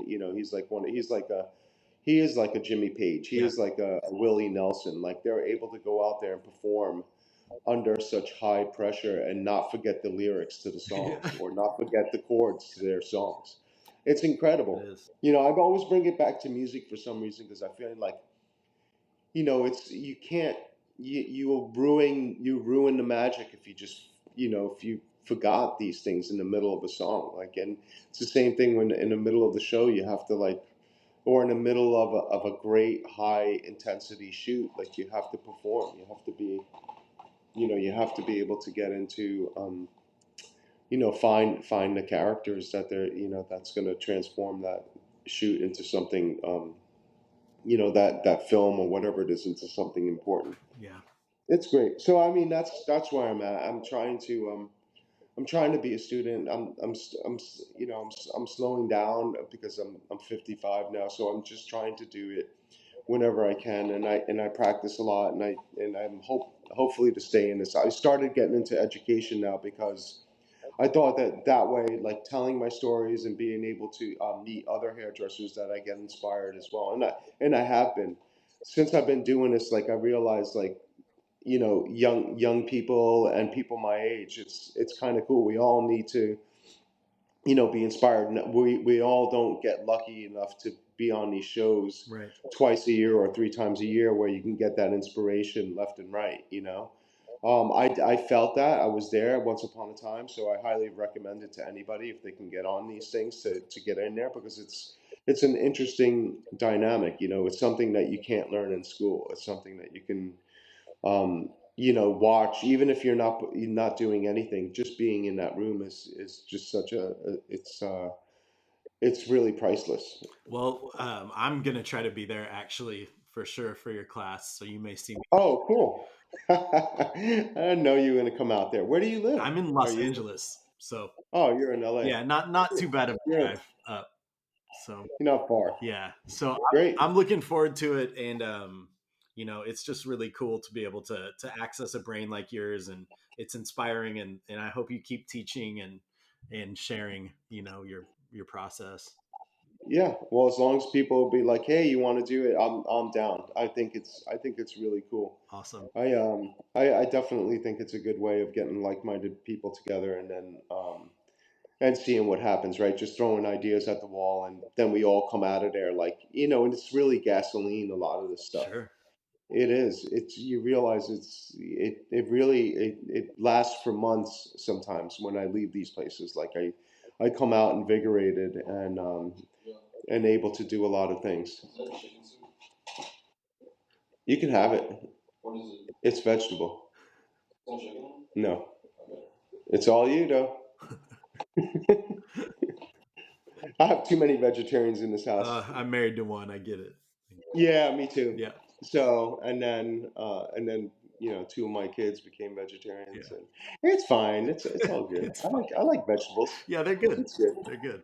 It's good. But when I'm making something, I realize like can't use chicken stock. You gotta use vegetable stock, and I did. Luckily, I did today. Luckily, I had the. Um, I knew that everyone was going to be hungry, so I made a really good soup. I've been under the weather for the last 4 days, so oh I'm not. man. Yeah, and there's been all these different parties, so I'm going, but I haven't really been drinking, which is Yeah. probably better. Yeah. But I'm just starting to get better. Uh, Well, thank. cool. So I'm so glad you got me. That you did this for me. I so appreciate it, Clint. Oh Thank you man, so. anytime you want to chat, because I know you got a lot of stories. I know we scratched the surface, so I'm happy to get on anytime you feel like it. We'll do it again. Oh, yeah, sounds great. And then you think you're going to come out? Then you are going to I come think out, so. I right? gotta double check the dates, but yeah, I'm gonna try to come out. I looked All I right. looked earlier, and I'm gonna put the dates on all the information for this podcast too, so people can come out. Oh, so this is going to be something. This little Yeah, conversation that we have. totally. Yeah, Interesting. Okay, yeah, cool. dude. You're Wow. I on hope the I didn't sound podcast, like an so idiot. just the same as you saw Eugene, that's gonna be you on there if you're all right with it.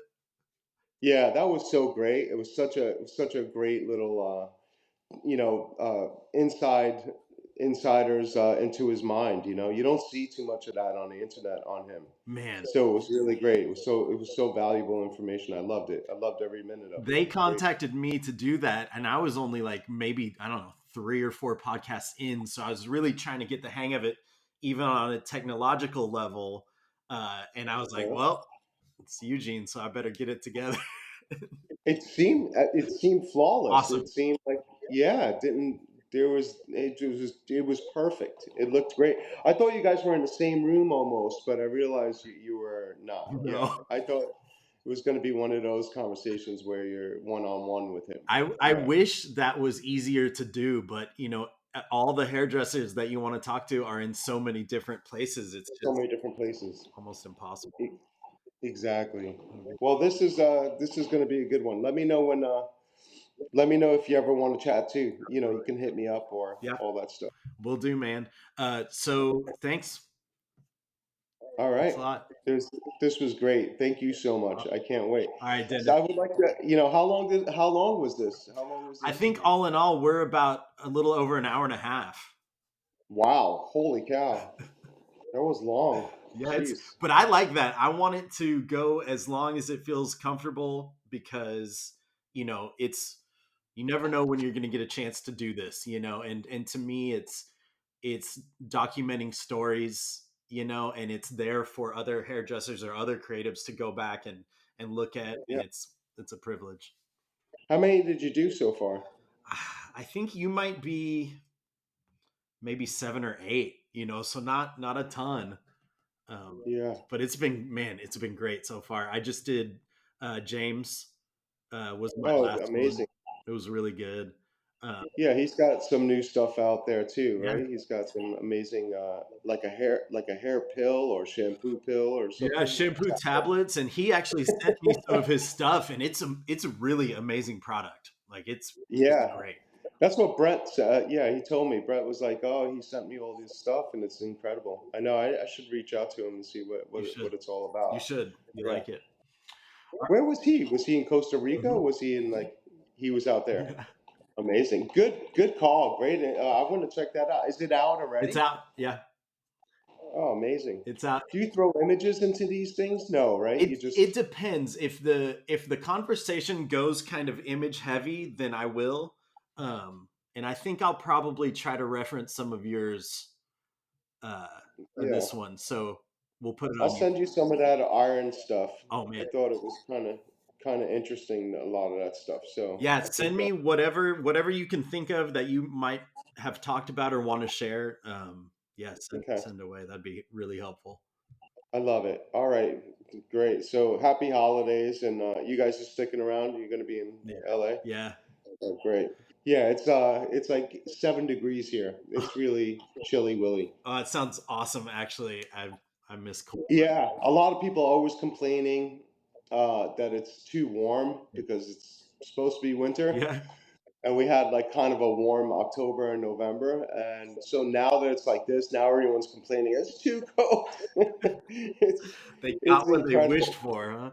Yeah, to be careful what you wish for Yep. because it's really chill. It's like, and it feels even colder when the wind is howling. So it's definitely rock solid out there. The dirt is just like concrete. It's crazy. Well, I think it's It's about cool. 67 degrees here right now. Yeah, I love that. That's like, It's hard to complain, but yeah, yeah. it is hard to complain. Well, that's why you keep it. Did you get affected by the smoke and all that stuff? It was definitely atmospheric. Like you walk outside and it just be like a haze of sunlight, and the air quality obviously is really bad. But it's just part Jeez. of the show here. It's just So it borderline didn't black out the apocalyptic. sky, but it was just this like, so the sun and that would blend together. Mhm. So it looked like a George Romero Day of the Dead or something. Yeah, it's really strange. And Wow. you'll like take you a second to adjust and you're like, why is it so bright yet I can't see the sun? Does that make sense? Holy Yeah, it's cow. it's crazy. And now, so that was the middle of the day. Hmm. They got that so under control now, right? It rained a little bit over there or Yeah, I something. think I think they've got it somewhat managed now. Yeah, my buddy lives in Topanga. Actually, you'll meet him if you come out. My friend Chris, and he's gonna be taking images because I do a lot of stuff with him, Mhm. and he's such a great photographer. So he's gonna be coming out. But he lives in Topanga, and he was just like, dude, it's incredible. Like, how much smoke there was in the air. It's like you can. It just was so much fire in that like crazy neighborhood. It's nuts how. Malibu can get like that. Yeah, and things just turn on a dime. I mean, it's just one day Yeah. there's no fire, and one day it is a apocalyptic blaze. You know, Damn, it's a what an adventure. yeah. Yeah. That's great. We're like Yeah, in you East see? Hollywood, so it doesn't really, it doesn't hit us. We're not by trees, really. Yeah, you have no fear of a fire coming over there. Not really. Not really. Not We really. have other Yeah. fears, but it's not fire. What's the other fear? Like Is getting iguanas? getting stabbed, walking outside your building, Oh man. some of that stuff. Yeah, it's crazy right now here. I mean, I don't know. Hey man, it's rough times. Yeah, Mental health in this country is probably an important thing. yeah, They should just make more. They should make free drive-in movie theaters. So all these like people that want to go do something, it's just like, let's go watch a yeah, movie, and it's totally. they could just go there, get some free meals, get some toothpaste and some toothbrush, Mhm. and hair combs and all that shit. I know it's crazy. I know it's insane, man. It's expensive to live in this world. Try renting an apartment. It's not cheap. No, So it's like I think that's where a lot of people are just like fuck it. yeah, It's like, and then they see people like you who have like money, or anyone who's driving around, and they're like fuck you. You're part of the yeah, problem or whatever it is. So it's yeah. it's it's screwed up. I lay low. I have an old Jeep. I just drive that around. Yeah. So you blend in. Yeah. You blend in with the old Jeep. But I'm my wife and I are originally from Dallas, Texas, and there's so many people are just like moving there, just moving to Oh, Texas. really? Moving to Texas, doing the reverse commute. It's cheap and it's, I don't know, nice enough. But I grew up Yeah. there and I don't know if I can see my, I don't know Dallas. I think I went there years ago. I went once. yeah, I remember when the Dixie Chicks was still popular, yeah, like around that time. yeah, And I remember like there were actually cars that did have horns on the front. That was there. That was the thing. Like that was the hood ornament. yeah, Like that was actually a real thing at that time. But yeah, it seems like Texas doesn't have state tax, so yeah, it's probably a cheaper place to move to. yeah, You know, yeah, yeah, it's on, got a on some taste of somewhere. levels. But I think that they have other taxes that kind of make up for that. Oh, really? Yeah, so it's just I don't know. But So they take one away and put three other yeah, other ones but in place housing's of it. cheaper in general, so Yeah, in general, right. So the rents are cheaper, and buying a home is probably cheaper and yeah, all that stuff. yeah. Buying a home is not it's not really an option in Los Angeles. And how's the platform going? How's the whole thing going? Is it going well Yeah, for the hairdressers? we were a salon for a little bit that we were going to do some education actually out of Dallas.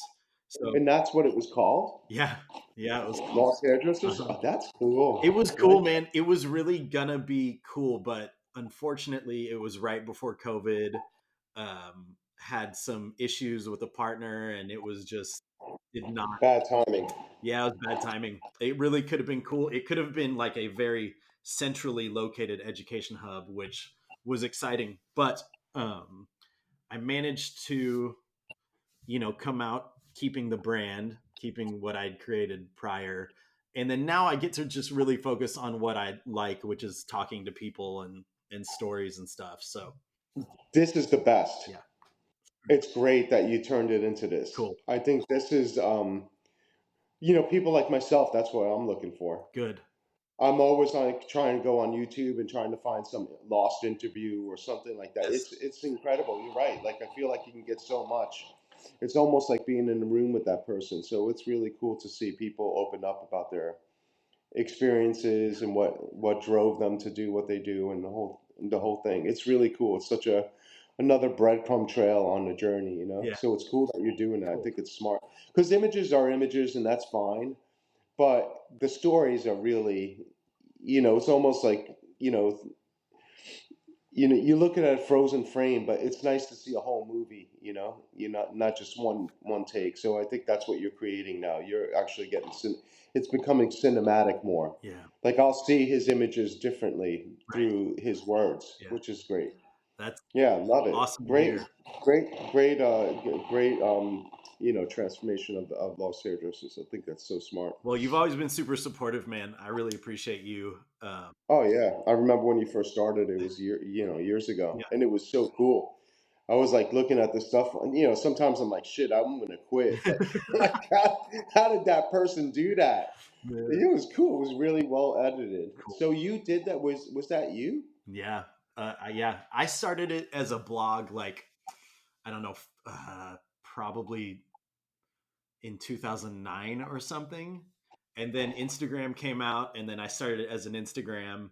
And then I was just finding cool images. I always hated like the hairdressing award type hair. Like Yup. I have an aversion to that. So I was just looking for Well, good hair images. And then, Instagram was giving away followers. So like you could just post great stuff and then get people who liked you, and it would compound into a following. Um, yeah, it was great. and so it got a following, and then I don't know, man. You just And who was editing all that? So it was just yourself? mhm. Oh, okay. Yeah, it's So pretty that was much. There was a brief time. I don't know if you. I mean, you must know her. Do you know Cirsa Panciano? I've talked to her before. Okay, I don't think I've ever met her in person. yeah. I've talked to her a long time ago. So she joined me for a little bit, and we were working together, and it was nice to have like another brain involved. Yeah, right. But You're unless it's right. like your baby, it's really hard to get people to like really get into it with you unless they're Yeah, like it's theirs. unless they have skin in the Yeah. game. Exactly. Like it's their baby too. Yeah. You're right. And so it's never really, aside from the brief time it was a salon, it's not really ever generated any income. This has all been like a labor of love. So when I'm Yeah. offering Figure- people things, I'm like, well, if you want to be involved, you can, but it's not going to be worth anything until it's worth something, so I can't. Right. Yeah. Well, I remember the boys from Hairbrained. I mean, when they first started, I remember he was at like Cutler or something Hmm. salon um, and it was also a labor of love. Yeah. Yeah. And it turned into a commerce of love as well. Yeah. So, It's huge.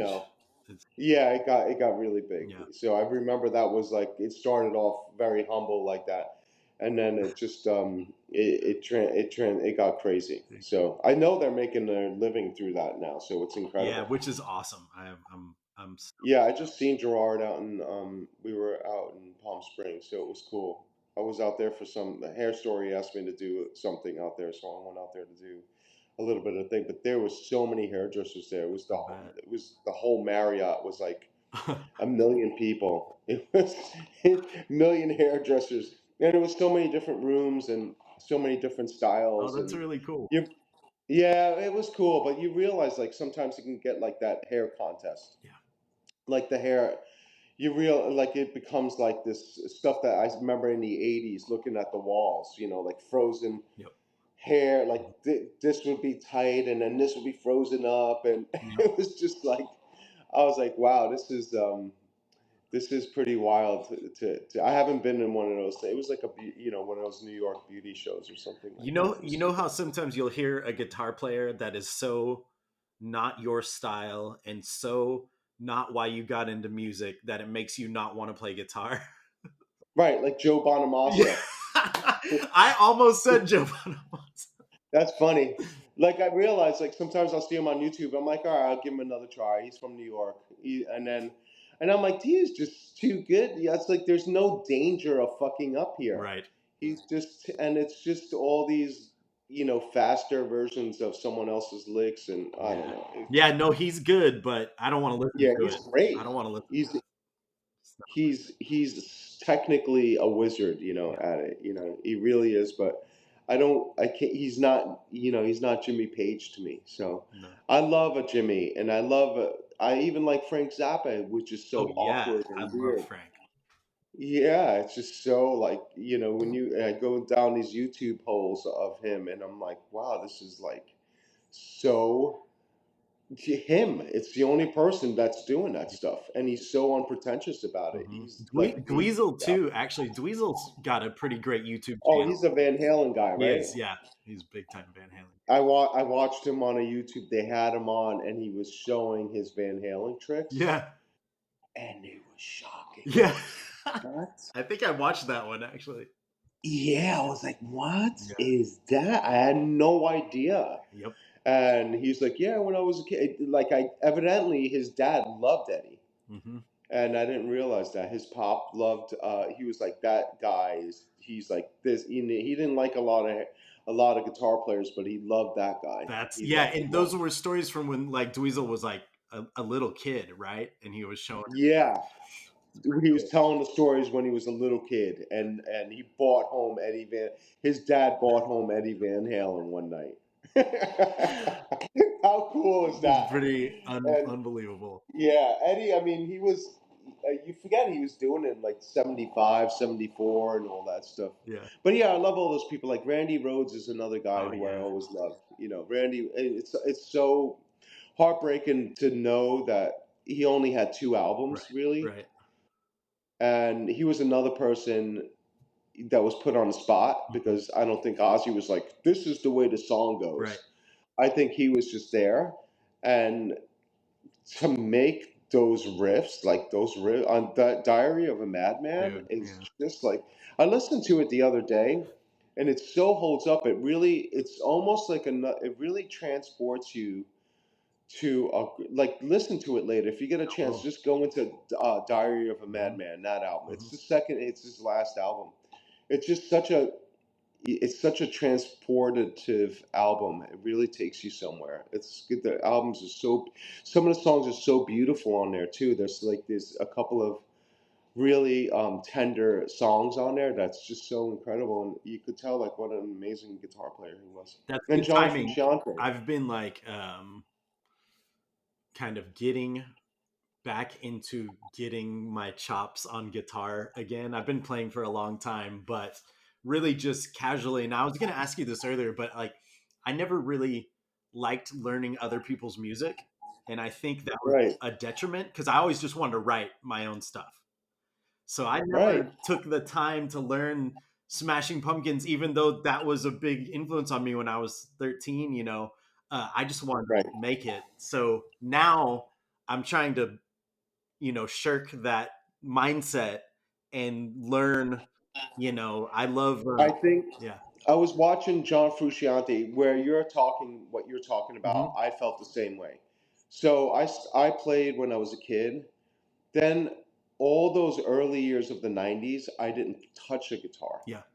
That's it because I got into hair Yep. and I was done. Like 87, 88, like 88, 89, 90, 91. I didn't even touch a guitar. Hmm. Not at all. I was just doing partying, hanging out, doing learning my way of how to support myself. Sure. And I turned all my frustrations at wanting to be a guitar player, wanting to be Randy Yeah. Rhoads and Eddie and Sabbath and Zeppelin and all those things into hair. Yeah. And it seemed like it was easier. I could easily succeed doing hair Right. version of Alice Cooper, Hmm. and like I did. So I became that's what it became. And then Nirvana hit. So then all of a sudden, all this stupid bullshit of the 80s, Right. not, it was, the 80s is great now, Hmm. but at the time, like thinking about like all the way, just the pretentious part of the 80s, like the cocaine and the sexy girls and the people making money on Wall Street. And Hmm. it was a money thing. And like the Guidos and all these like, guys dressing up. And so then all of a sudden it became like, Nirvana just hit and it was just like all this lo-fi stuff. And then it became like a world thing and it became like flannels were cool again. Uh-huh. You can go to work in a flannel. You didn't have to dress up as a hairdresser. Right. You can go to work in a fucking pair of jeans and or the coolest T-shirts that you can get for $5 Mhm. back in those days. Mhm. Like you can get anyhow. All that stuff was a really magic time to be part of a generation that was like just being yourself was the solution. You didn't have to dress up like somebody successful. You could just go in pajamas Yeah. and be and as long as you were good, you were accepted. And so my guitar play, I didn't play guitar for so long. So then when I started picking up the guitar again, like in the middle of the '90s, I wound up doing a lot of open tunings. Okay. So then at that point, I wound up doing open G tuning. Mhm. And so I wasn't playing any songs. Mhm. I was just fucking around, Mhm. sliding it up, not with a slide, but just with my Yeah. up to the 12th Right. fret and then messing around with a lot of finger Yeah. picking. So then I stopped playing with a pick Ah. and everything became like finger picking, Right. So I really loved all that stuff. And, and this is in drop D right now, but so I wound up, now I'm like, now when I'll go on YouTube and I'll try to learn like a hard song that has like, Mhm. like this is a D Right. instead of just being a Right. D. Right. You know what I mean? So I'll do my D's now like that Uh-huh. a lot, and then I'll do my D here, then I'll do my D's here, Yep. then I'll do my D's here, and or here. This is a C with the G on top. Right. So now I'm breadcrumb trailing everything, like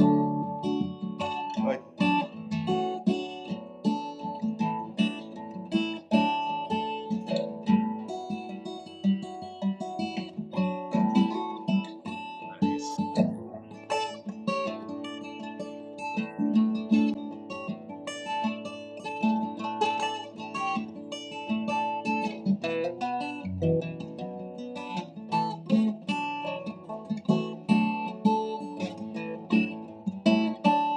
so learning these things, like I don't. And then afterwards, like you start getting the dexterity. Right. It's almost like practicing braids, like learning a cool song. Yep. Like John Frusciante has a bunch of cool songs because the rhythms and the timings of those Mhm. songs. So you're working on that stuff. So then when you are writing your own material, you'll realize like your right hand, if you're right-handed, is all of a sudden like you're getting different types of polyrhythms going Mhm. on, Mhm. where this hand is doing something and then this hand is doing something else, Yep. and then at that point you're you're out of your box, and then you realize, like I think John was talking about this as well. Like you realize that you're forever a student then. Yeah. Like and then it's fun. Yep. Like that's what's so cool about when I grew up. I didn't have YouTube, so I had to learn these songs from someone else, Mhm. like a couple of miles away or fucking 10 miles away, Mhm. or I had to try to figure it out on record. Yep. And some of these songs are like drop, a whole tone down Yeah. or a whole tone up, or so anyhow, it's cool to be on. Like, there's so many great people teaching stuff, so it's cool It's to riff on that, yep. and get something. Like Under the Bridge is a good That song was for. my very first guitar song to learn under the Yeah, I was gonna say there's some great rhythms in yeah. that, great minors to majors. That's really special, and Jimmy's like that. Jimi Yeah. Hendrix is like Yeah. that. That one song I just learned. This that goes wait.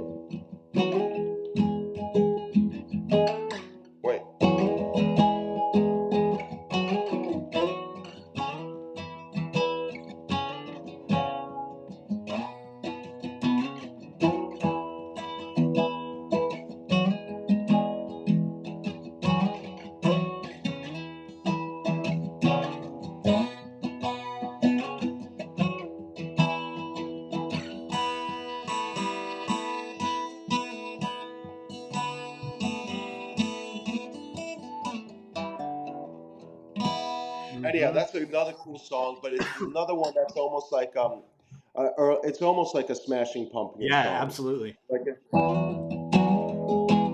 wait. Anyhow, a Yeah. million Yeah. And it's the Jimi Hendrix. So Jimmy's another great guy that you can go down a rabbit hole with the majors and minors and all that stuff, and it's so cool. Like I love that. Like I'll sit home and I could practice that for 2 weeks straight, not do hair, Yeah. and then I don't play guitar for 2 weeks and I'll just do hair. Yep. Yep. So then all of a sudden, I'm not just one per. I become, or I'll just go sand wood. Like I find old pieces of wood and sand them, and I'll put tung oil on them, and I'll make a table out of it, and then I have a couple of kids, and I got to go fix my car. So you realize like time flies, and Yeah. and next thing you know, like when you are doing something, when you are doing a creative endeavor, you have so many different facets of yourself Hmm. that you marry all those facets and you become yourself Yeah. as opposed to Wow. becoming someone else. Yeah. So Right. that's where I love that it's so cool that you play guitar so you understand my language with that stuff. So you realize like music is is uh is um is something too that is like taste. Yeah. So you kind of you find that it doesn't matter that it's good music that or it's well done. Is it your taste, or is it something that makes you feel, takes you, transports you somewhere? So I always sometimes it's more I fun. always found it much easier to communicate personally, to communicate musically on a creative level than with hair. Now, with hair, it was always something where I'm like, I'm just trying to keep up because it's just, I think I'm still waiting to find that dialogue with hair where it's like, oh, like I can communicate with this. Whereas with music, I feel no barrier or hindrance. Not that I'm some ingenue or Yeah. anything. Well, you got to marry the two. Yeah. So being that you understand that, so you got to practice your chords. So you got to practice your individual things that you want to marry into your unique hairstyles. So Yeah. like if you want to practice like your dexterity on knowing how to cornrow, knowing how to put things into a cornrow, Right. knowing after that cornrow is done, can you sew something in between the two braids that you Yeah. just did? Can you make something in between that? Hmm. Or, some sloppy mess of something? Or for me, like when I got lucky with the magnets, it was like, oh my God, I just braided the whole head, but now I could just throw 1942 steel pennies, Yeah. and I did a whole head of steel Yeah. pennies. And it wasn't like I made some helmet and I threw it, and I made a hat and I put it on someone's head. I actually braided somebody. I put bobby pins and then I put all these metal things, and then I made all these. And then the steel pennies just stuck. Yeah. So it was like this person just with this money head. And then I found some old metal bows, and then you could put a bow in there, so it looks like a 1920s like bob or something. Yeah. And so it's just like these little things that to me that's just like playing guitar. It's like playing fucking Crazy Train. Right. So every style is almost like a lick. Yep. It's almost like a riff. It's like a heavy fucking Sabbath riff. Yep. Like when I'm making some, if I make a hairstyle, I want it to be a memorable riff. I want it to be fucking I want it to be like fuck, like that's heavy, man. Like that's yo. I could look at that again. I can look at that over and over and over again. Yep. And to me, that as opposed to like some technical wizardry of Joe Bonamassa hairstyle. Like Hmm. I'm not trying to impress somebody Yep.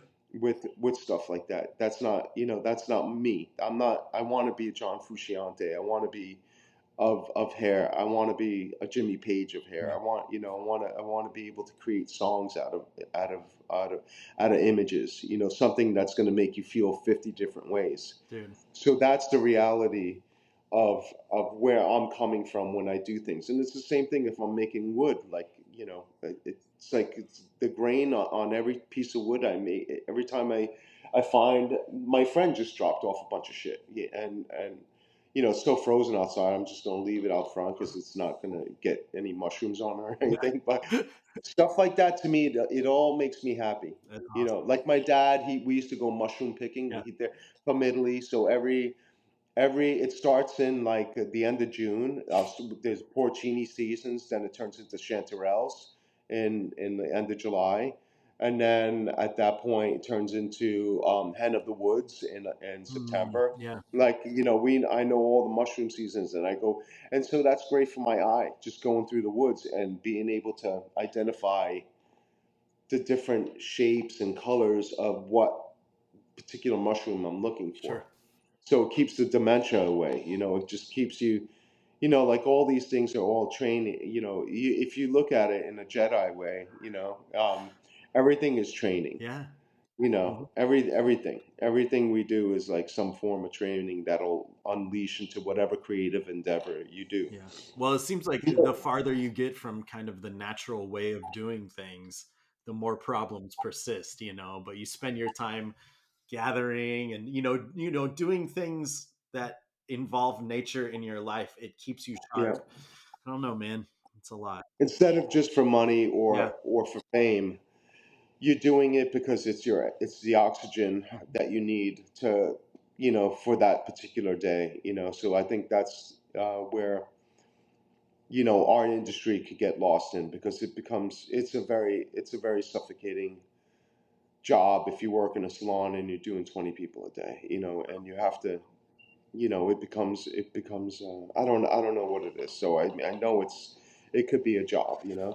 and It gets there to quick. do all that stuff. So it's very we're very fortunate that we're able to breathe a little bit differently when we're the way we are doing Yeah. hair. It's like a different form of it, which is pretty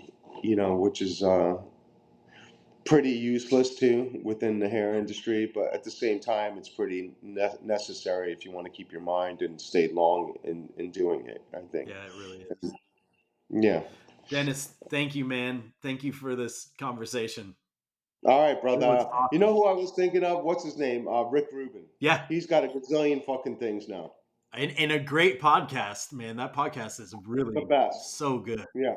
Yeah. So good. Yeah, I love that. Yeah, I know. I watched the guy from Vice. I Uh-huh. watched so many different people on there. Like, He really he's, he really to me displays not even that he's doing it, but how much potential there is in doing a podcast.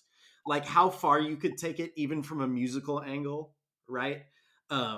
His commercials that he produces for whatever he's selling on the podcast are unique to his channel and they're amazing. I mean, after you hear him the 25th time, you're like, all right, I'm over it. But it's so good. It makes me think a lot about where I could take this show, in a way. yeah.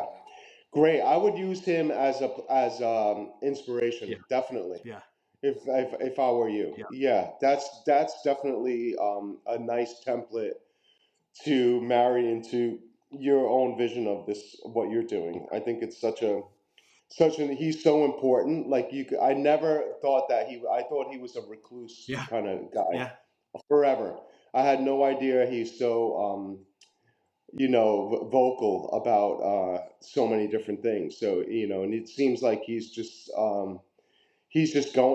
rolling with yeah, it. yeah. He's changed his life so much. He's awesome, man. It's been really Yeah, so cool. I love that you watched it too. All right, lots of love, all man. right. You Be too, well. man. Happy holidays. I'm glad we got to talk. Same. I'll talk to I'll you talk to you soon. later. All right. Bye, Bye. Dennis.